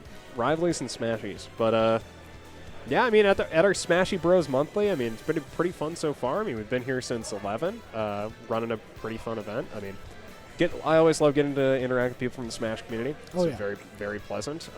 Definitely seen some familiar faces from many communities, not just the Smash one. So. Yeah, and we haven't even hit our main event either yet, which is our singles. Going to be starting hopefully around 4, but mostly going to be starting off stream while we finish up our Squad Strike bracket. So definitely be sticking around. We're mostly just yeah, right now we're just we're waiting for the end of a single set to essentially do the entire bracket from there. We'll stream the rest of the squad strength bracket and then get into singles from there. So a lot of people probably going to be here. Definitely, if you are interested in being here in person, checking out our venue, come. The time has come, and so can you to our venue. It'd be awesome. I've been wanting to say that line all day. The time has come, and so can you. But at the same time, it's yeah, check us out, Black Ice eSports here in Minneapolis, right next to Minneapolis Cider Company. Got a lot of interesting events going on. Gonna have League of Legends event coming up. We have another Smash event coming up next week. That's gonna be our next event, actually, is our next Freezy Friday. And then from there, more events coming in the coming weeks. Definitely be following us. We've got our next freeze frame on the 3rd of July, it sounds like, which is kind of a hard date for some. I'm not even sure if I'm gonna be there yet because it's the 4th of July, and I have extended family who want to see me, so. Oh, so what do we main? Well, so when I'm playing Smash Brothers, I primarily play Snake, which means I'm a degenerate, so I'm sorry. But he's fun, and he's thick, so I can't not pick That's him. the real. An Ivysaur guy? That's real. Ivysaur is a part of the Pokemon trainer, which has 2 other characters. What do you do with those other 2 characters? Do you just kind of sit on them and then swap to Ivysaur? That's a personal question, but like you don't have to answer it. No disrespect. I mean, Quid is obviously, you know, Quid is the Ivysaur player. It's Quid Ivysaur. It's like it makes sense to just like be. I'm an Ivysaur player. I'm a Squirtle player, or I'm a Zard, or I'm a Zard player. Let's go Ventura. Yeah, let's go. Zard. Let's go. Let's go. But yeah, I mean, no, just right now, waiting to get into our next match, finishing Loaf and Tosty off stream. And after that, winner is going to be playing up against 34, who lost to Bubblewrap earlier. Pretty decisive set. Very close set as well. 34 looking real good up against Bubblewrap. I mean, 34 was second on PR last season, right? Yeah. Yep. Bubblewrap kind of always being the scourge of like, okay, you could be number 1 on PR, but then Casimir shows up, and it's like, oh shit. Definitely, I'm letting you be number 1 right now. Yeah, I mean, I'd love to see how our single bracket goes. I'm interested to see who Bubblewrap is going to run through that. Obviously, a lot of different characters under that belt. Mostly in like our top players, we see them kind of like end up focusing on like a single character. But for Casimir, I feel like the Snake very very high level. The Mega Man also looking really good. So definitely interested to see what they end up bringing to our singles. But I mean, we've got Loaf and Lucky here, 2 people who are very experienced at playing against Casimir and very experienced in our scene. So I'd love to see either of them get to make a run. Of course, Ehis is also here, which means that we're all members of the Ehis Nation, hoping for his massive dub to come once more. And I wouldn't mind if DatDerpDog won the event. But there's a caveat to this, which is he'll need to win 3 of his sets in top 8 via timeout for me to be happy about his win. Oh, So, okay, I see. Nothing against DatDerpDog, I'd say. Just a little caveat to make the tournament more interesting. Just everything against his opponents. Screw them. They deserve the timeouts. That is just the correct way the game should be played. DatDerpDog just happens to be the deliverer of the word. Okay? I don't pick who brings the word. It's DatDerpDog. He brings the word. I usually ignore Squirtle and sometimes go for a Flare Blitz with Charizard for knockback. But yeah, I typically use Ivysaur. I think that makes sense. I think Squirtle is a very good character as well. So I definitely encourage you looking at Squirtle, because this character is kind of funny. It's like 34. Running around up here as we are... Okay, we got set finishes. Yep. It's going to be Loaf up against 34. Tosty getting taken out in a very close set, it seems like. I like Troy. I'd like Troy to... See, my issue with like being at these events is like, I just want it to be like a good tournament for the people who are involved. Like, because personally, I would love it if a lot of our players would win our tournament. There are some players who are like, it'd be cool if you won, but like, there are some players who I'm like, nah, bro, you really need to win our brackets. That'd be awesome. All 3 stink. Drop the character. Who do you think they should pick up instead of Pokemon Trainer? Oh, we're actually... Okay, looks like we are ready to go now. Actually getting real teams, it looks like here. Okay, kind of real teams. Mostly real teams, I'd say.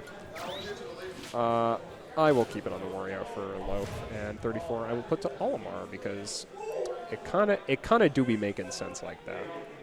34 is a Olimar main, are they? That is right. 34 is the best Olimar out of Wisconsin at the very least, maybe best Olimar in the United States, but lots of contention around that, hyperbolizing things, but now into game number 1 here. Dr. Mario up against Luigi to start things off, and Loaf playing very slow on this Dr. Mario. Oh, that step. Yeah, no amount of mash is going to get you back from that one, unfortunately. Dr. Mario going down. Now onto the Pac-Man, though. Very quick stock, but that's, when you're playing Dr. Mario, sometimes that stuff can kind of just happen, so. Fluffy would have loved to see it. I'll have to tell him about that one later. I'm sad. Oh, okay. Oh, it gets him with the linger, but not going to be able to kill. Saving that jump, so going to be living from there now. Man, looking to recover? Yeah, funny. It was, he went for it. It is squad strike, Mm-hmm. Getting the trampoline set up. Not able to punch the jump off, just able to get a little bit more percent. Now Hydrant putting on more percentage. I've heard Loaf talk a fair amount about the Pac-Man, especially in regards to 34, because of the last time that I remember 34 beating Loaf. Afterwards, they money matched, and he played Pac-Man into 34, and apparently just clobbered the Olimar. So, wow. Interested to see if that's the reason for this pick. But Pac-Man currently very high percent on this stock, and going to be forced to contest against TNT, getting back. Now 118% on the Pac, but still very possible. Moving in up against the Steve, trying to get percent, and ends up with a quick 56 with the Galaga combo. Now just continuing to build with this percent, just closing this this lead from 34. But now 34 taking some time, acquiring some materials. The extra stock. Yeah, we must construct additional pylons. And construct indeed is, going to be sitting on this this diamond, so Loaf really going to be needing to close the stock out. That's what they should add next. They should add Artosis. Why? Wait, what? Why? Because I just think it would be very funny. To Smash Brothers, or? Yes, to Smash Brothers. I think they should add Goku. No, you're right for that one. I take it back, actually. I just caught up on One Piece. I think they should add Monkey D. Luffy. That's also, Oh, gets the bell through the stage, but not able to get anything more on it. And this stock going very slow. Loaf able to really bring this one back. It's only a 15% differential now, which, used to basically be an entire stock. So, long hold, but going to be able to recover. Pac-Man, no joke off stage. That back air actually going to be able to catch. I thought I heard some, very loud noise in the venue, but maybe not. As going for bike setup, wow. Yep. Ends up reading roll in. I think that covers 3 or 4 tech options. But yeah, this bike kind of always gets value for Loaf. Loaf, Wario player who I would definitely say plays around the most of the bike. At least the ones who I've watched. Loaf primarily being the one I've watched. But now, Loaf put on a lot of pressure on this last stock. 34 at 73%. But able to trade back 54% now onto Loaf. And still looking to approach in this Olimar. Going for these, down tilt fair. Ending up going for that. Just the down tilt fair before, but not working out. Still building percent up, both players. Oh, catches that air dodge into the up smash. That is game 1 going over to Loaf. People who don't like One Piece have commitment issues. Don't at me. Do you think there's already a skin for Luffy for Min Min or something? That would make perfect sense, yeah.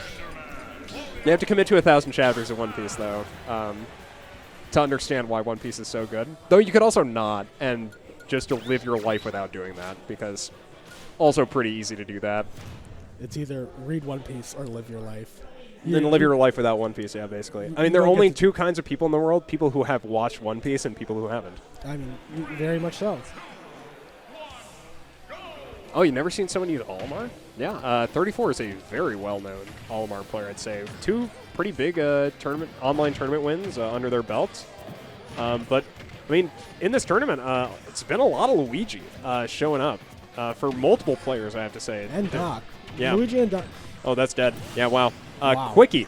That was a quickie. That was a 50-0 off of that down B. Mario Cyclone absolutely clapping him there. I just remember because it's always the characters with the funny up Bs. They got the Luigi up B and the Dr. Mario. Oh my gosh. Yep. Luigi up B, Dr. Mario up B. All very fun. And people love complaining about one of them. You complain about Dr. Mario, it feels bad for the Dr. Mario usually. Loaf, look at recover high. But getting taken out by 34, and it's, I mean, when you get shot out like that, like so far, it's hard to function for a character like Doc. Very interesting also, Loaf opting to swap Wario to second in the rotation, so really trying to save this Pac-Man for Olimar, which I think makes sense. I think it's a pretty good matchup for Pac-Man, and Loaf has been a player who has already expressed that that they think the matchup is good for Pac and enjoy playing it, so I think it makes sense. Now Olimar coming out, still sitting on this Wario, going to be looking to build some extra percent, but okay, makes it back. I was about to say needs to worry about making it back first, but now once again, offstage opportunity. Get a little bit of percent in exchange of that update, but now going to be looking to avoid dying, trying to build percent, but yep, ends up getting taken out by that F smash pretty much immediately when I said that. So. Oops. Now we're going to get to see what this Pac-Man can do. Yeah, got the Pac coming out. It's a Pac God. Pac? God. Oh, a lot of percent off that that Hydrant knockback though. 61% now onto Loaf. And for the Pac-Man kept around to play into this Olimar, but definitely taking a little bit of a beating here to start things off.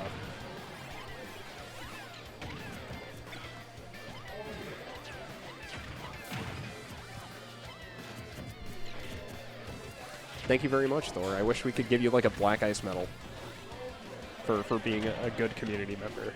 That's nice.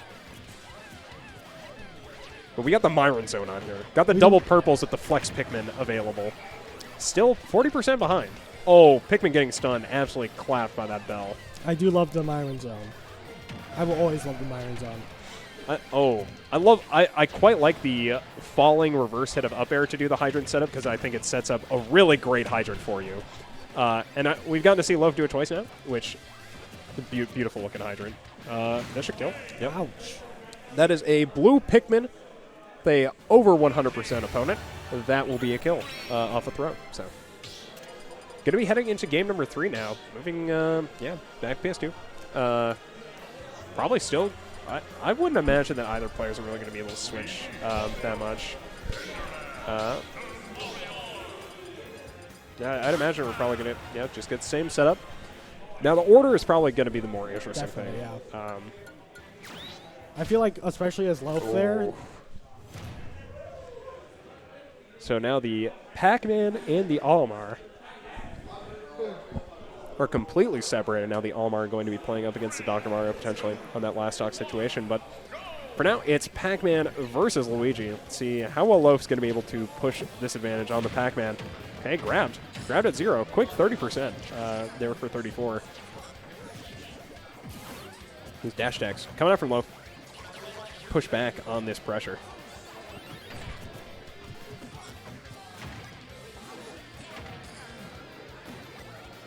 Okay, now once they've kind of escaped like that early beginning where it's like you just want to set up shop, like build some space for yourself so you can, try to wall Luigi out, try to play with your projectiles a little bit better.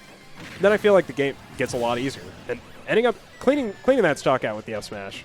Picks up the Galaga as well to set up potentially a quick combo in the second stock, but ends up just getting aerialed out. Now even grabbed out. Loaf getting thrown around in this Pac-Man. Ooh, Oh, that was great setup.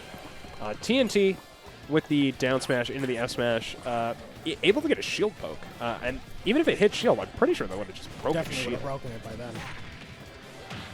Okay, Loaf, though, moving in with these claps, giving him a round of applause. I believe isn't clap on shield is a +1 if it's timed correctly, or plus something. I don't know. I definitely think it's probably plus on shield if it's if you're able to like auto cancel it. I would imagine that's a Loaf question. It's a question I can ask Loaf afterwards. But There was a bit there where I was trying to pick up the Wario. okay, Loaf 110%. Oh, getting Ooh. like getting delayed on the like the minecart grab into the pickup from the minecart release. 34. This Steve Enderman, this Enderman character, running absolute wild for 34 in this bracket. Oh, this should be dead. Air dodges and not going to be able to recover. Yeah. That's a Dr. Mario recover, unfortunately. That is. Okay. No out of shields, faster frame 3, so it's really safe. Oh, okay. Yeah, warrior up air can be as good as -2 on shield. Okay. We are commentators. So right now, Loaf and 34 playing against each other.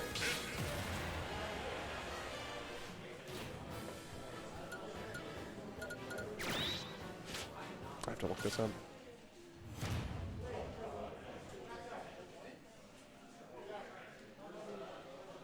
I will go to ultimate frame data, just so I can have it in the back.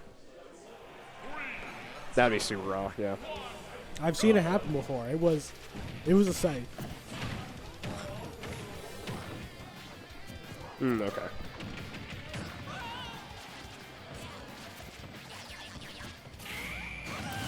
Wow, quick stock there. Upbeat coming out, taking that one down. I mean, Loaf opting for I'd say a much more standard setup for the play that we've seen. Pac-Man, Wario, and the Pit this time.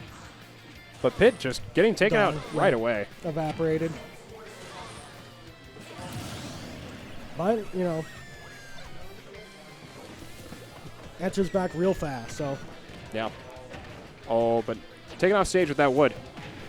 Now Pac-Man kind of build some pressure into 34, but gets downward away from blocks. Apple starting things off. Nice, nice little conversion from Loaf there. Quick 40 with the double apples. Now opting for the key. Oh, I love the forward tilt there. That was.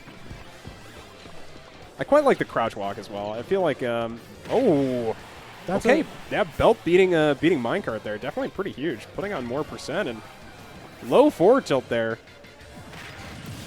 Able to punish landing as well. Loaf looking real good on this pack in game number 4. Especially, great Just when he composure. needs it. Yeah, just when he especially needs it. that first stock, definitely very rough. Losing the pit so early on, but still able to hold that and continue this this pressure on the Pac-Man. They've just been slugging this game. It's not even been 2 minutes, and It's Myron zone as well. 34 going to be forced to approach, but I mean with the Myron zone, it's definitely very possible. But lots of room that Loaf has been able to work with in this game. Okay, Strawberry contesting Yellow Pikmin, but not beating it. wow. And that not killing. Yellow Dare not going to be able to kill. Not Again. killing again. Okay, Loaf escaping at the start, but yeah, just Could not get out. yeah, just absolutely 2-frame there. 34 just absolutely relentless with that ledge pressure.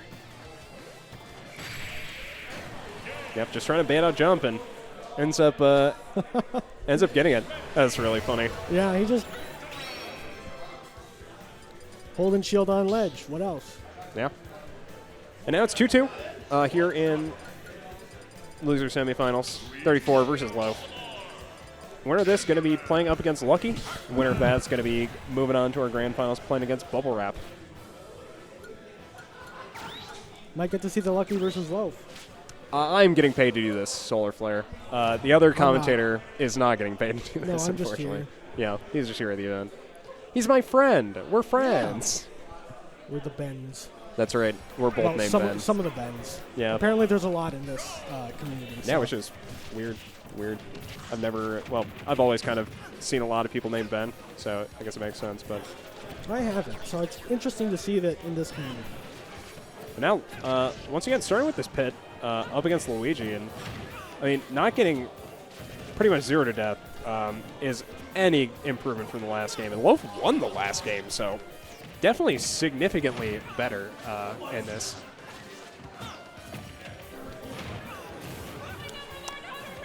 Wow. That was so funny. I love the pit like screaming an actual sentence while he's getting knocked out. And okay, Luigi back at it again, getting more percent, but getting taken out fair into the F smash. And now Loaf, I mean, it's not practically the same as last game, but it's not too far off. Not too far off. Now 34. Working on this Enderman, acquiring materials. Apple, though. Wow. Yeah, just That was contesting interesting. minecart. Yeah, very interesting interaction there.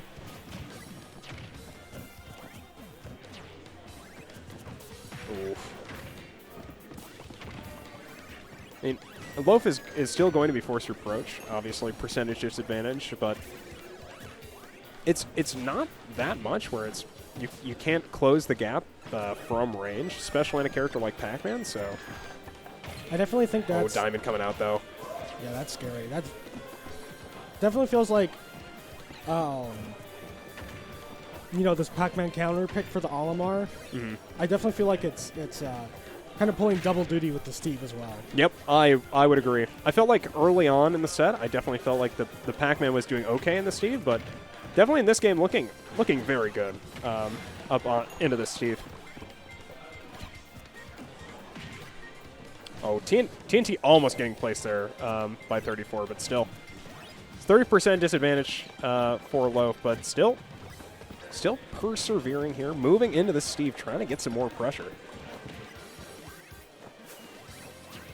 Push a little bit more of the reverse air, but now it's just Steve acquiring materials and Loaf looking for an angle in on the Steve.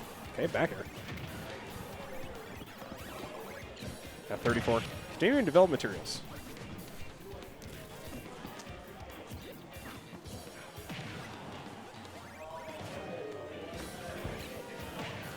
Still, I mean, it's very tense.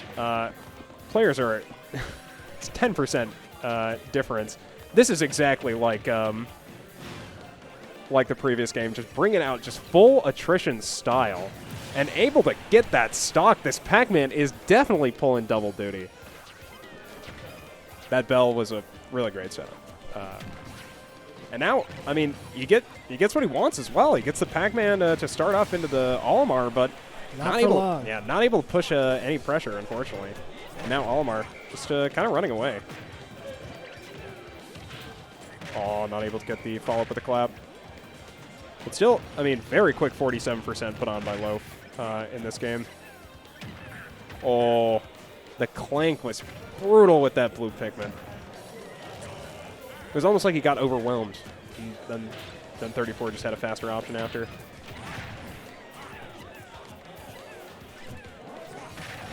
And now this percentage disadvantage has turned into an advantage for 34.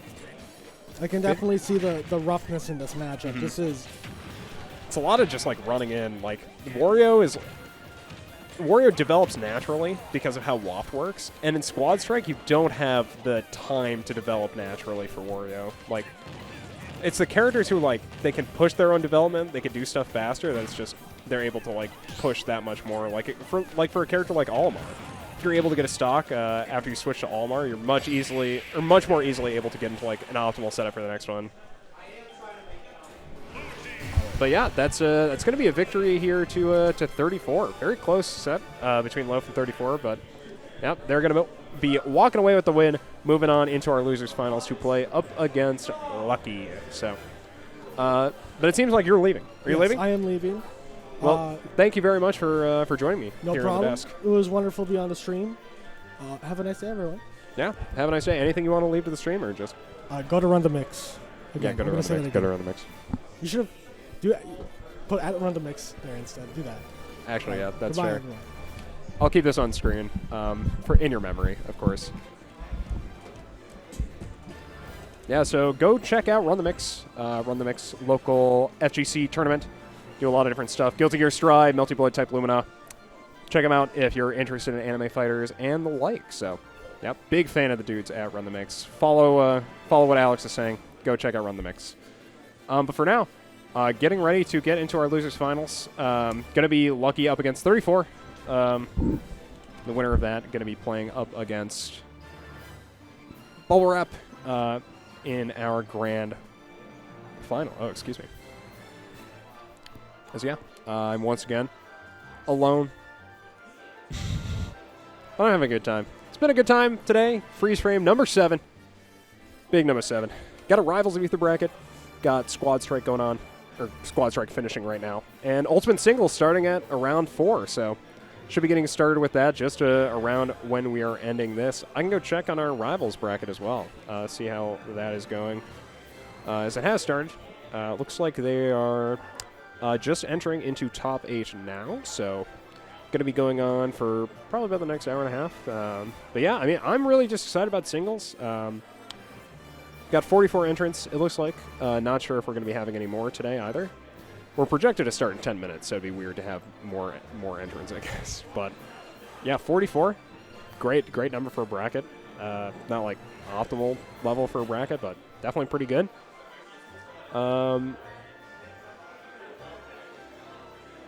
It looks like this is seated. It should be seated.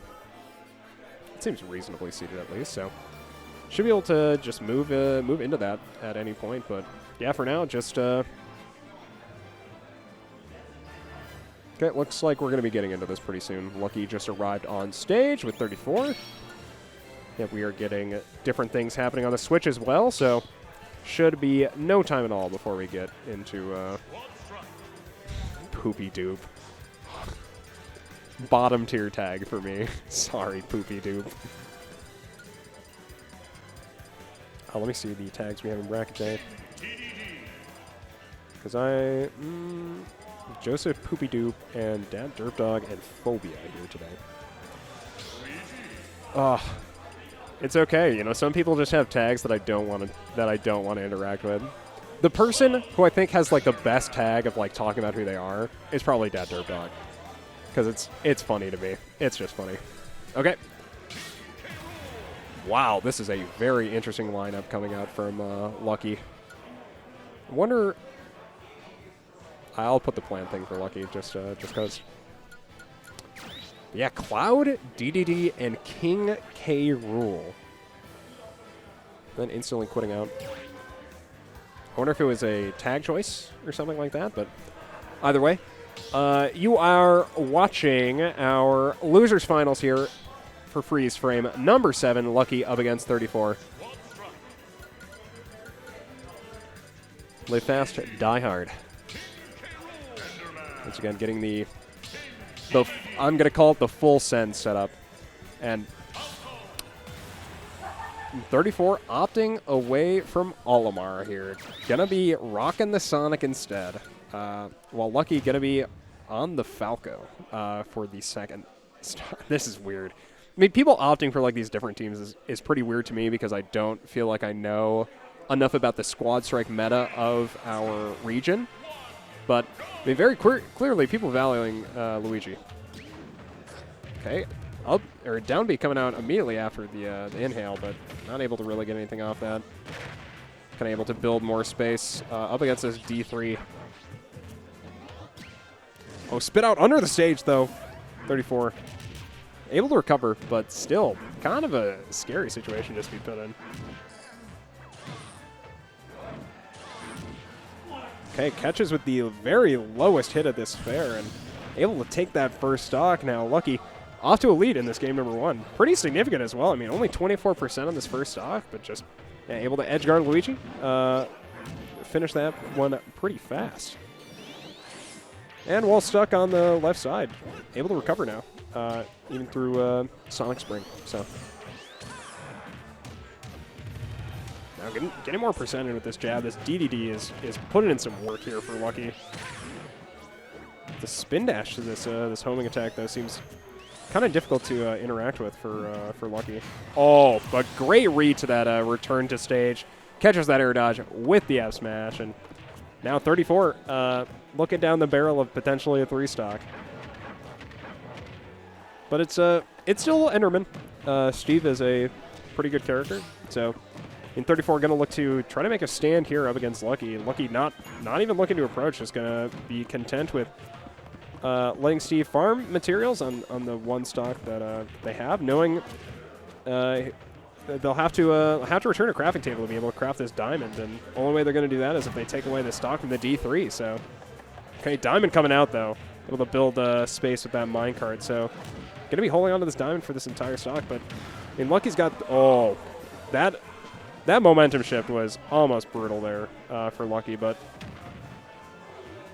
able to recover through that TNT, but yep, gets grabbed off by the minecart. Super high percent D3 getting taken out there.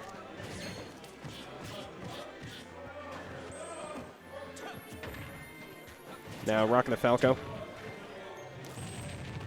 Oh, but stuck off stage. Could be very scary. Yeah, just kind of getting battered around by 34, but able to recover high there. Now Diamond F Smash coming out. Now 34 completely closed this gap that had once existed, and now it's going to be just the K rule here for Lucky.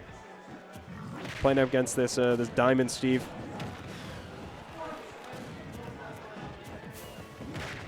Oh, overextension there, taking additional percent, but tries to go for Trump there, but unable to get anything.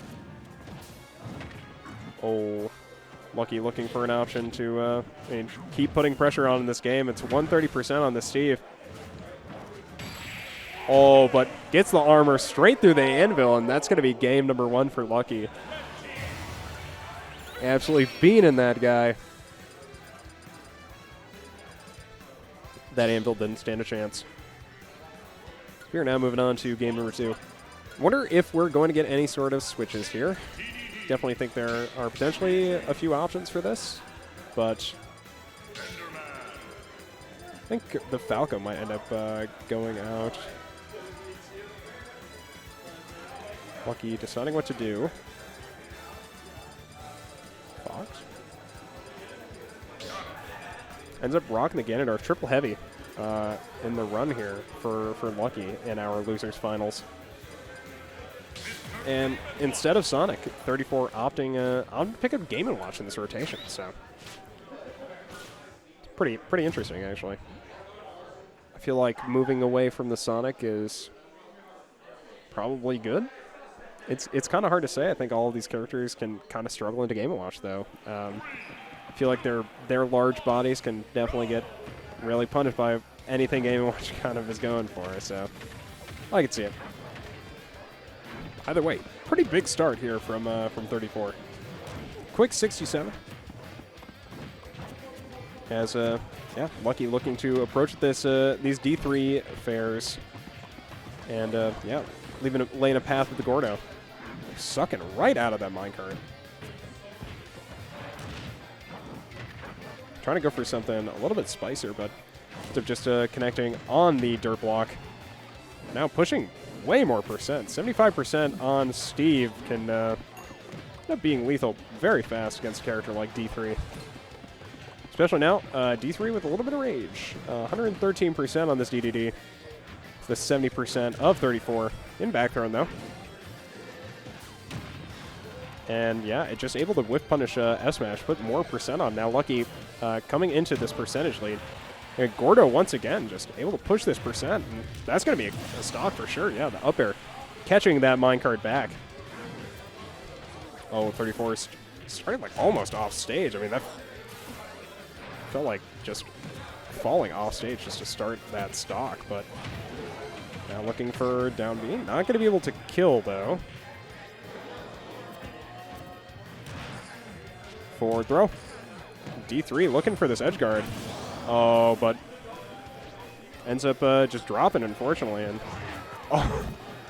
tries to go for the classic, the opposite F smash, but not able to get it.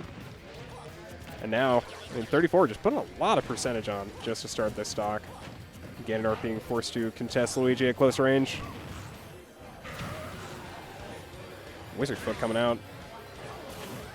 Not able to get 2-frame though, and still able to get percent though, pushing 34 off stage again.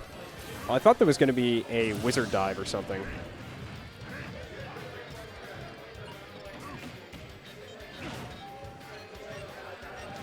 Oh. Makes it back though. Very, very huge. And doesn't even get grounded by the down smash. So now, I mean, kind of working with a lease on life here, but okay, able to recover. Quick 23, up to 34 off the throw. Just any percent getting pushed up here is very good for Lucky. Okay, rock, but able to recover still. Down smash push him a little bit too far to get any sort of grab out of shield there. So last stock's a piece now. 34, rock the game and watch. Lucky on K-Rool. These heavies have definitely been working out here for Lucky. Oh, trying to go for a hammer there. Love to see it, but getting caught out in that recovery by the K-Rool bear. It's going to be another game over to Lucky.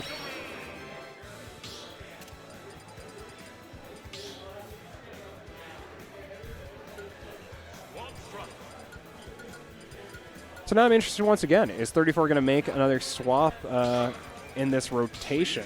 I think the Luigi and the Enderman have both been looking pretty consistently good, but hovering over a couple of different characters here. I mean, we saw that Ken hovered over earlier. I don't think I've seen 34 play Shotos very much. Oh, now Ridley coming into the lineup. And that is instead of the Ganondorf, so I think that makes more sense. I think I like it more at least, but not really as much of a heavy character as much as just a big guy. It's kind of a big character. I think really is like 106 units or something like that. But now, moving into this game number 3, Lucky here on match point.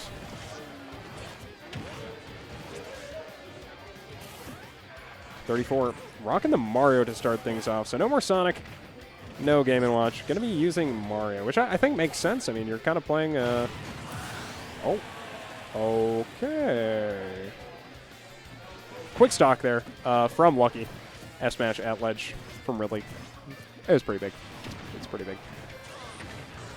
Oh, now Luigi's stuck off stage. Misfires, and I don't know if that misfire... I feel like that misfire might have actually saved him. The change of position, I think, made it harder for Lucky to edge guard, but either way, ends up getting it to be able to recover, but taking a lot of additional percent. 92% now on this Luigi, and that's going to be a stock.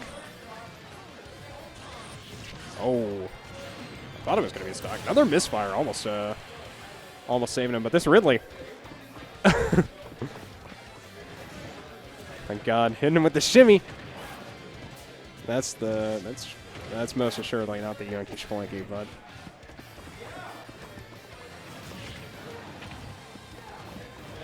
yeah, I mean, it's really doing pretty well in the 34 so far. I mean, 2 stock advantage, very, very quick.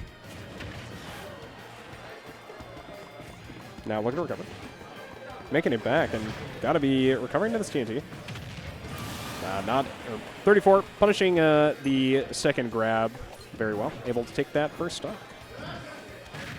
Once again, it's going to be up to Steve to bring this one back, I'd say.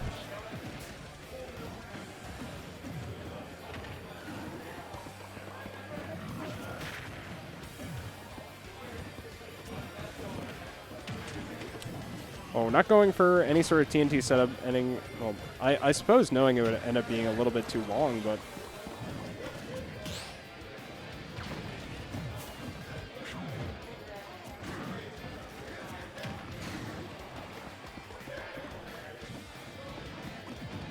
K-Roll able to recover.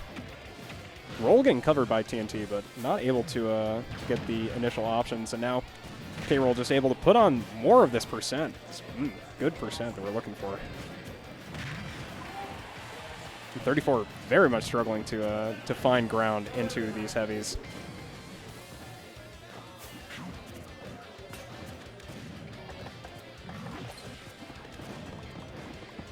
Lucky, just building space, forcing 34 to approach here.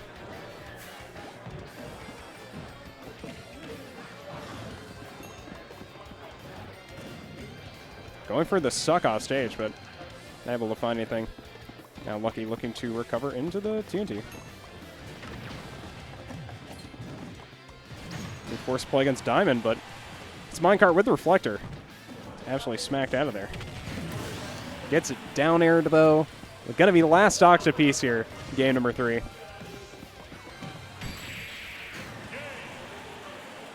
Yeah, it should be it.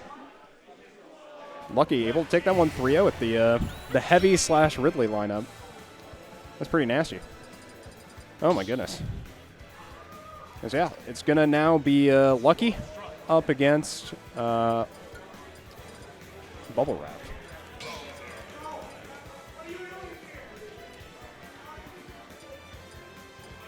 And I will put it as Snake.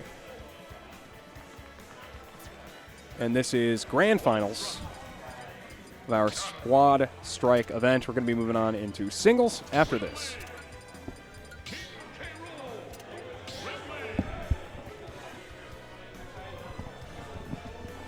It's like just rocking heavies today. Stick with the Ridley. Stick with the K-Roll. Stick with the, adding the Boozer in instead of the D3.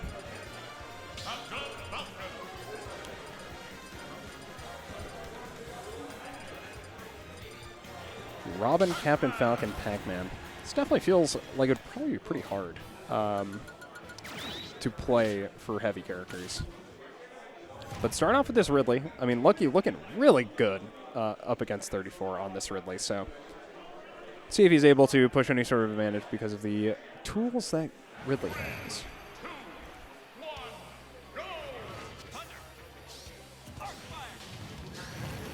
Oh, Ridley too big. I can't get around that fire.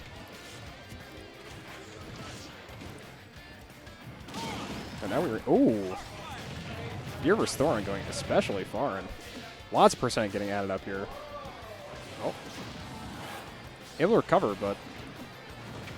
And that ledge drop definitely definitely unfortunate, taking like 20 additional percent for that. But now, I mean, it's all Lucky. Got a lot of pressure now. And that should be a dead Robin. Yeah. Just getting pushed out by that neutral B. Lucky on the Ridley looking super good.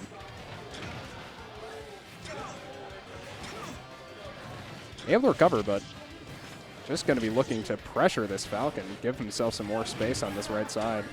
Down throw knee, not connecting. Not connecting with the raw knee either. Bubblewrap looking for options here to end this stock from Ridley.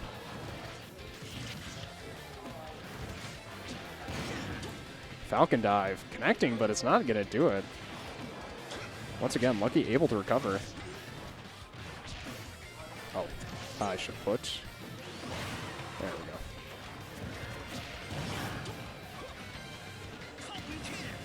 go. Able to recover over the Falcon kick as well. I mean, this Ridley is is staying alive for little explicable reason. Gets an additional percent, but not able to get any sort of cheese on the left side up against this this Falcon. So now, second stock's apiece, but Bubblewrap 94% here on this stock. Getting blown out by K-Roll as well. He's forced to recover, but not punished.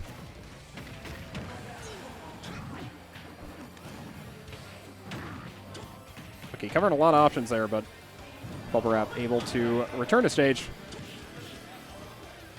Change that angle so avoid getting spiked potentially. Wow, Raptor Boost coming out twice off stage trying to spike. Second one does it, and now Bubblewrap finding the advantage.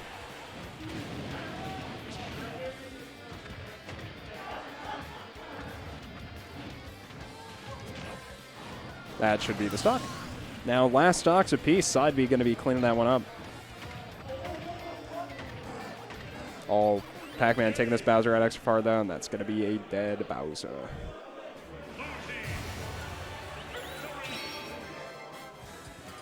I guess kind of expected on that last stock, at least. I mean, just taking up super far from that Pac-Man. Those fairs kind of just training him out. So we are getting swaps from both teams.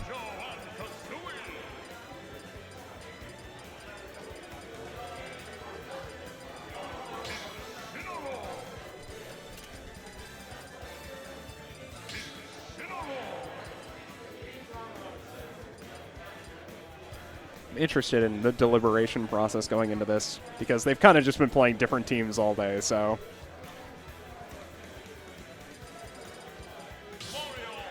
Okay, Fortnite Mario, build it up.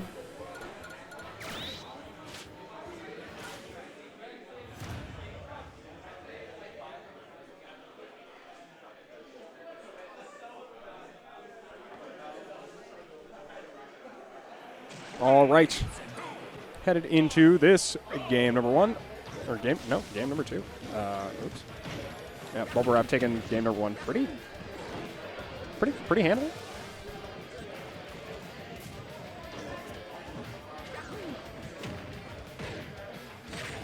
But now rocking the Mario up into the Donkey Kong. Lucky. Gonna be forced to play. I mean, against a lot of characters who I'd say kind of stuff out these heavy options. Okay, pressuring off stage, but not able to get anything more.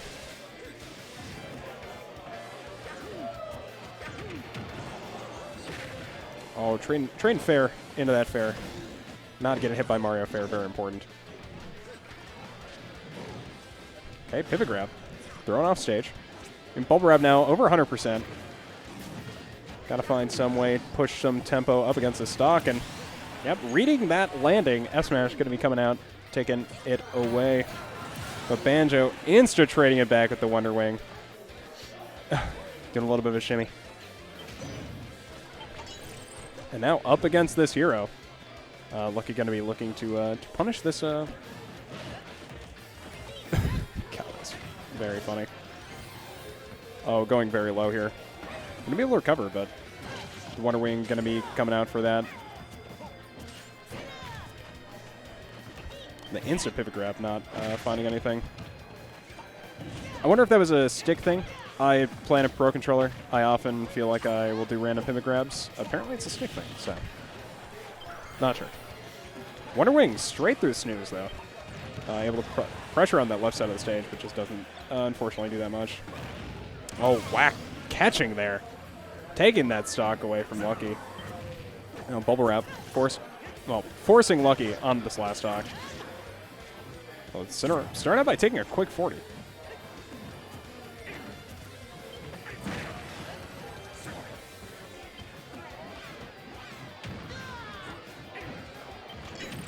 Oh, Kaklang coming out again. Now Lucky looking to punish this. Able to get it. Now last stocks here. Dr. Mario up against Incineroar. Oh. DI in, though, avoiding that spike. No cheese to end the game.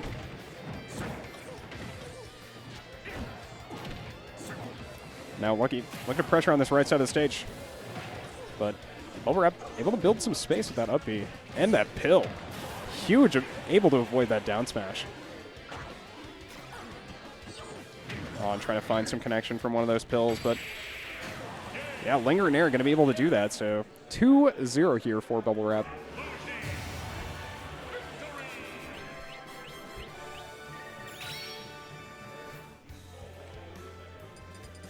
And once again, heading to PS2. Lucky looking for some kind of answer here into Bubblewrap. He's heavy, is not doing it, unfortunately. He's D3.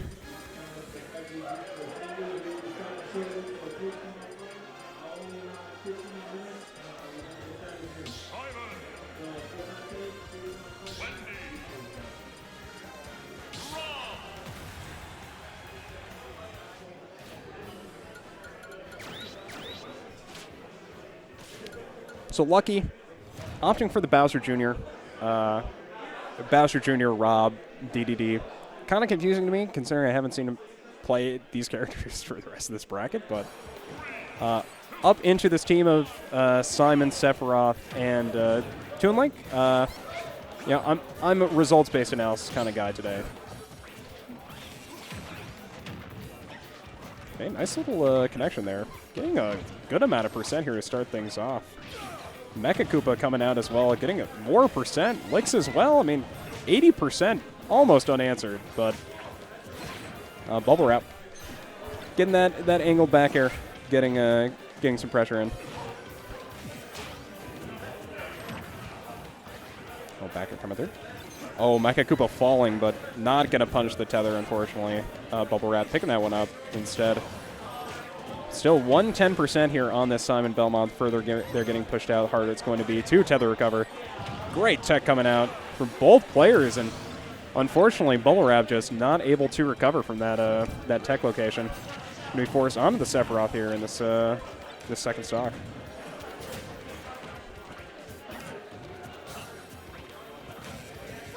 Both just, I mean, playing a lot around each other's shields, just trying to find any ways to build momentum. Mecha Koopa coming out. Not able to get anything off stage. I really like playing on like these multiple platform stages, either the bi-plats or tri-plats, where you're able to set up Mecha Koopas on side platforms, just to be able to either catch landings or just, it's like area of denial.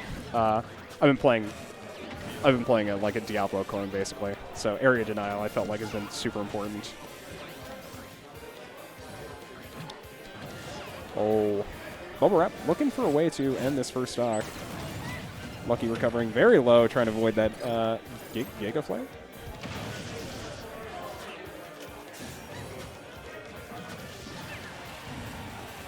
And this Bowser Jr. stock getting extraordinary value in this game number 3. These reflects still making Bubblewrap take damage as well from these Mecha Koopas. Down smash out of shield. Lucky. I mean, rocking this Bowser Jr. all the way. Quick 14. And this movement off stage also very, very impactful, I'd say. Or it could, I'd say, could be impactful in situations where it feels like Bubblewrap would be able to punish, but it's definitely felt like a lot of the stuff that that Lucky had been going for on that Bowser Jr. was pretty difficult to punish, at least for Toon Link at the time. So now moving on to this D3, and only one stock left here for Bubblewrap, so really going to need to this Toon Link to be doing a lot of work. Oh, Jet Hammer coming out. Not able to get anything though. No one's taking this. Trying to punish recovery, but Bubblewrap ends up recovering. Turn to stage. Oh. That was an interesting inhale/exhale on that boomerang, but still one stock advantage here for Lucky, but so far Bubblewrap doing a very good job just building space, building time in this game number 3. Try to find a win. Good get up attack, but still getting tanked, or still tanking the bomb there for extra percent. Now force recover. Getting F tilted out, and now Bubblewrap down to one stock, but still not out of this yet.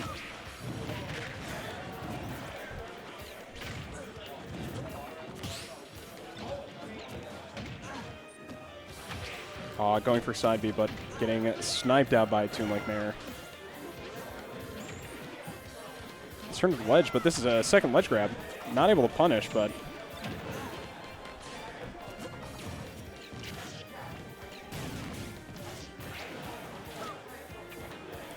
Bubblewrap, I mean, doing a very good job in this last stock. Taking, I mean, will be taking out 3 stocks with Toon Link if this last stock goes their way, but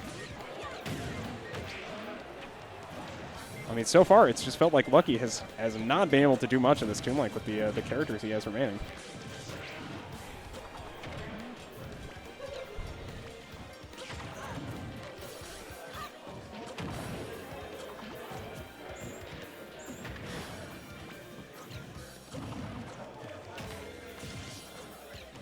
super high percent for both players. Bubblewrap now coming into the percentage lead, just looking for anything to finish this game, finish this squad strike bracket.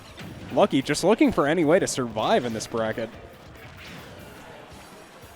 Still, percentage keeps growing. It continues to raise. The pressure is immense, and Bubblewrap completes the 3-0. Squad strike is over. Bubblewrap taking it home. Good set as well to finish things off. Finishing at 4:20 p.m. Should be no coincidence.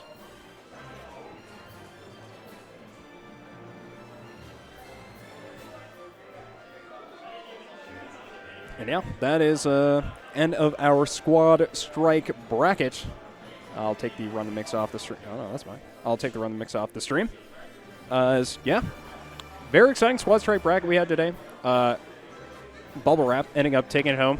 I'm going to have to get used to that. But Lucky making a very good show today, beating 34 and Loaf in squad strike, of course. And showing off a lot of different characters. Really great gameplay to see. Hopefully we'll get to see it again in our next monthly, but I think the next one is going to be a crew battle, so probably not going to happen. Maybe 2 monthlies, or 3, something like that. But either way, been very enjoyable bringing you squad strike action. We're going to be moving on into whatever next bracket we're planning on streaming. I got a message that it sounds like we're going to be able to stream the end of the Rivals of Aether bracket, but that time will tell, because I don't know if we have that set up or if it's something we can easily set up. If we have it on a Switch, it should be super easy, but that's where things usually have problems. So, yeah, I'm just going to continue to sit here, just yammering on, probably hanging out, because if I leave, there's not much I can put on the screen there. So.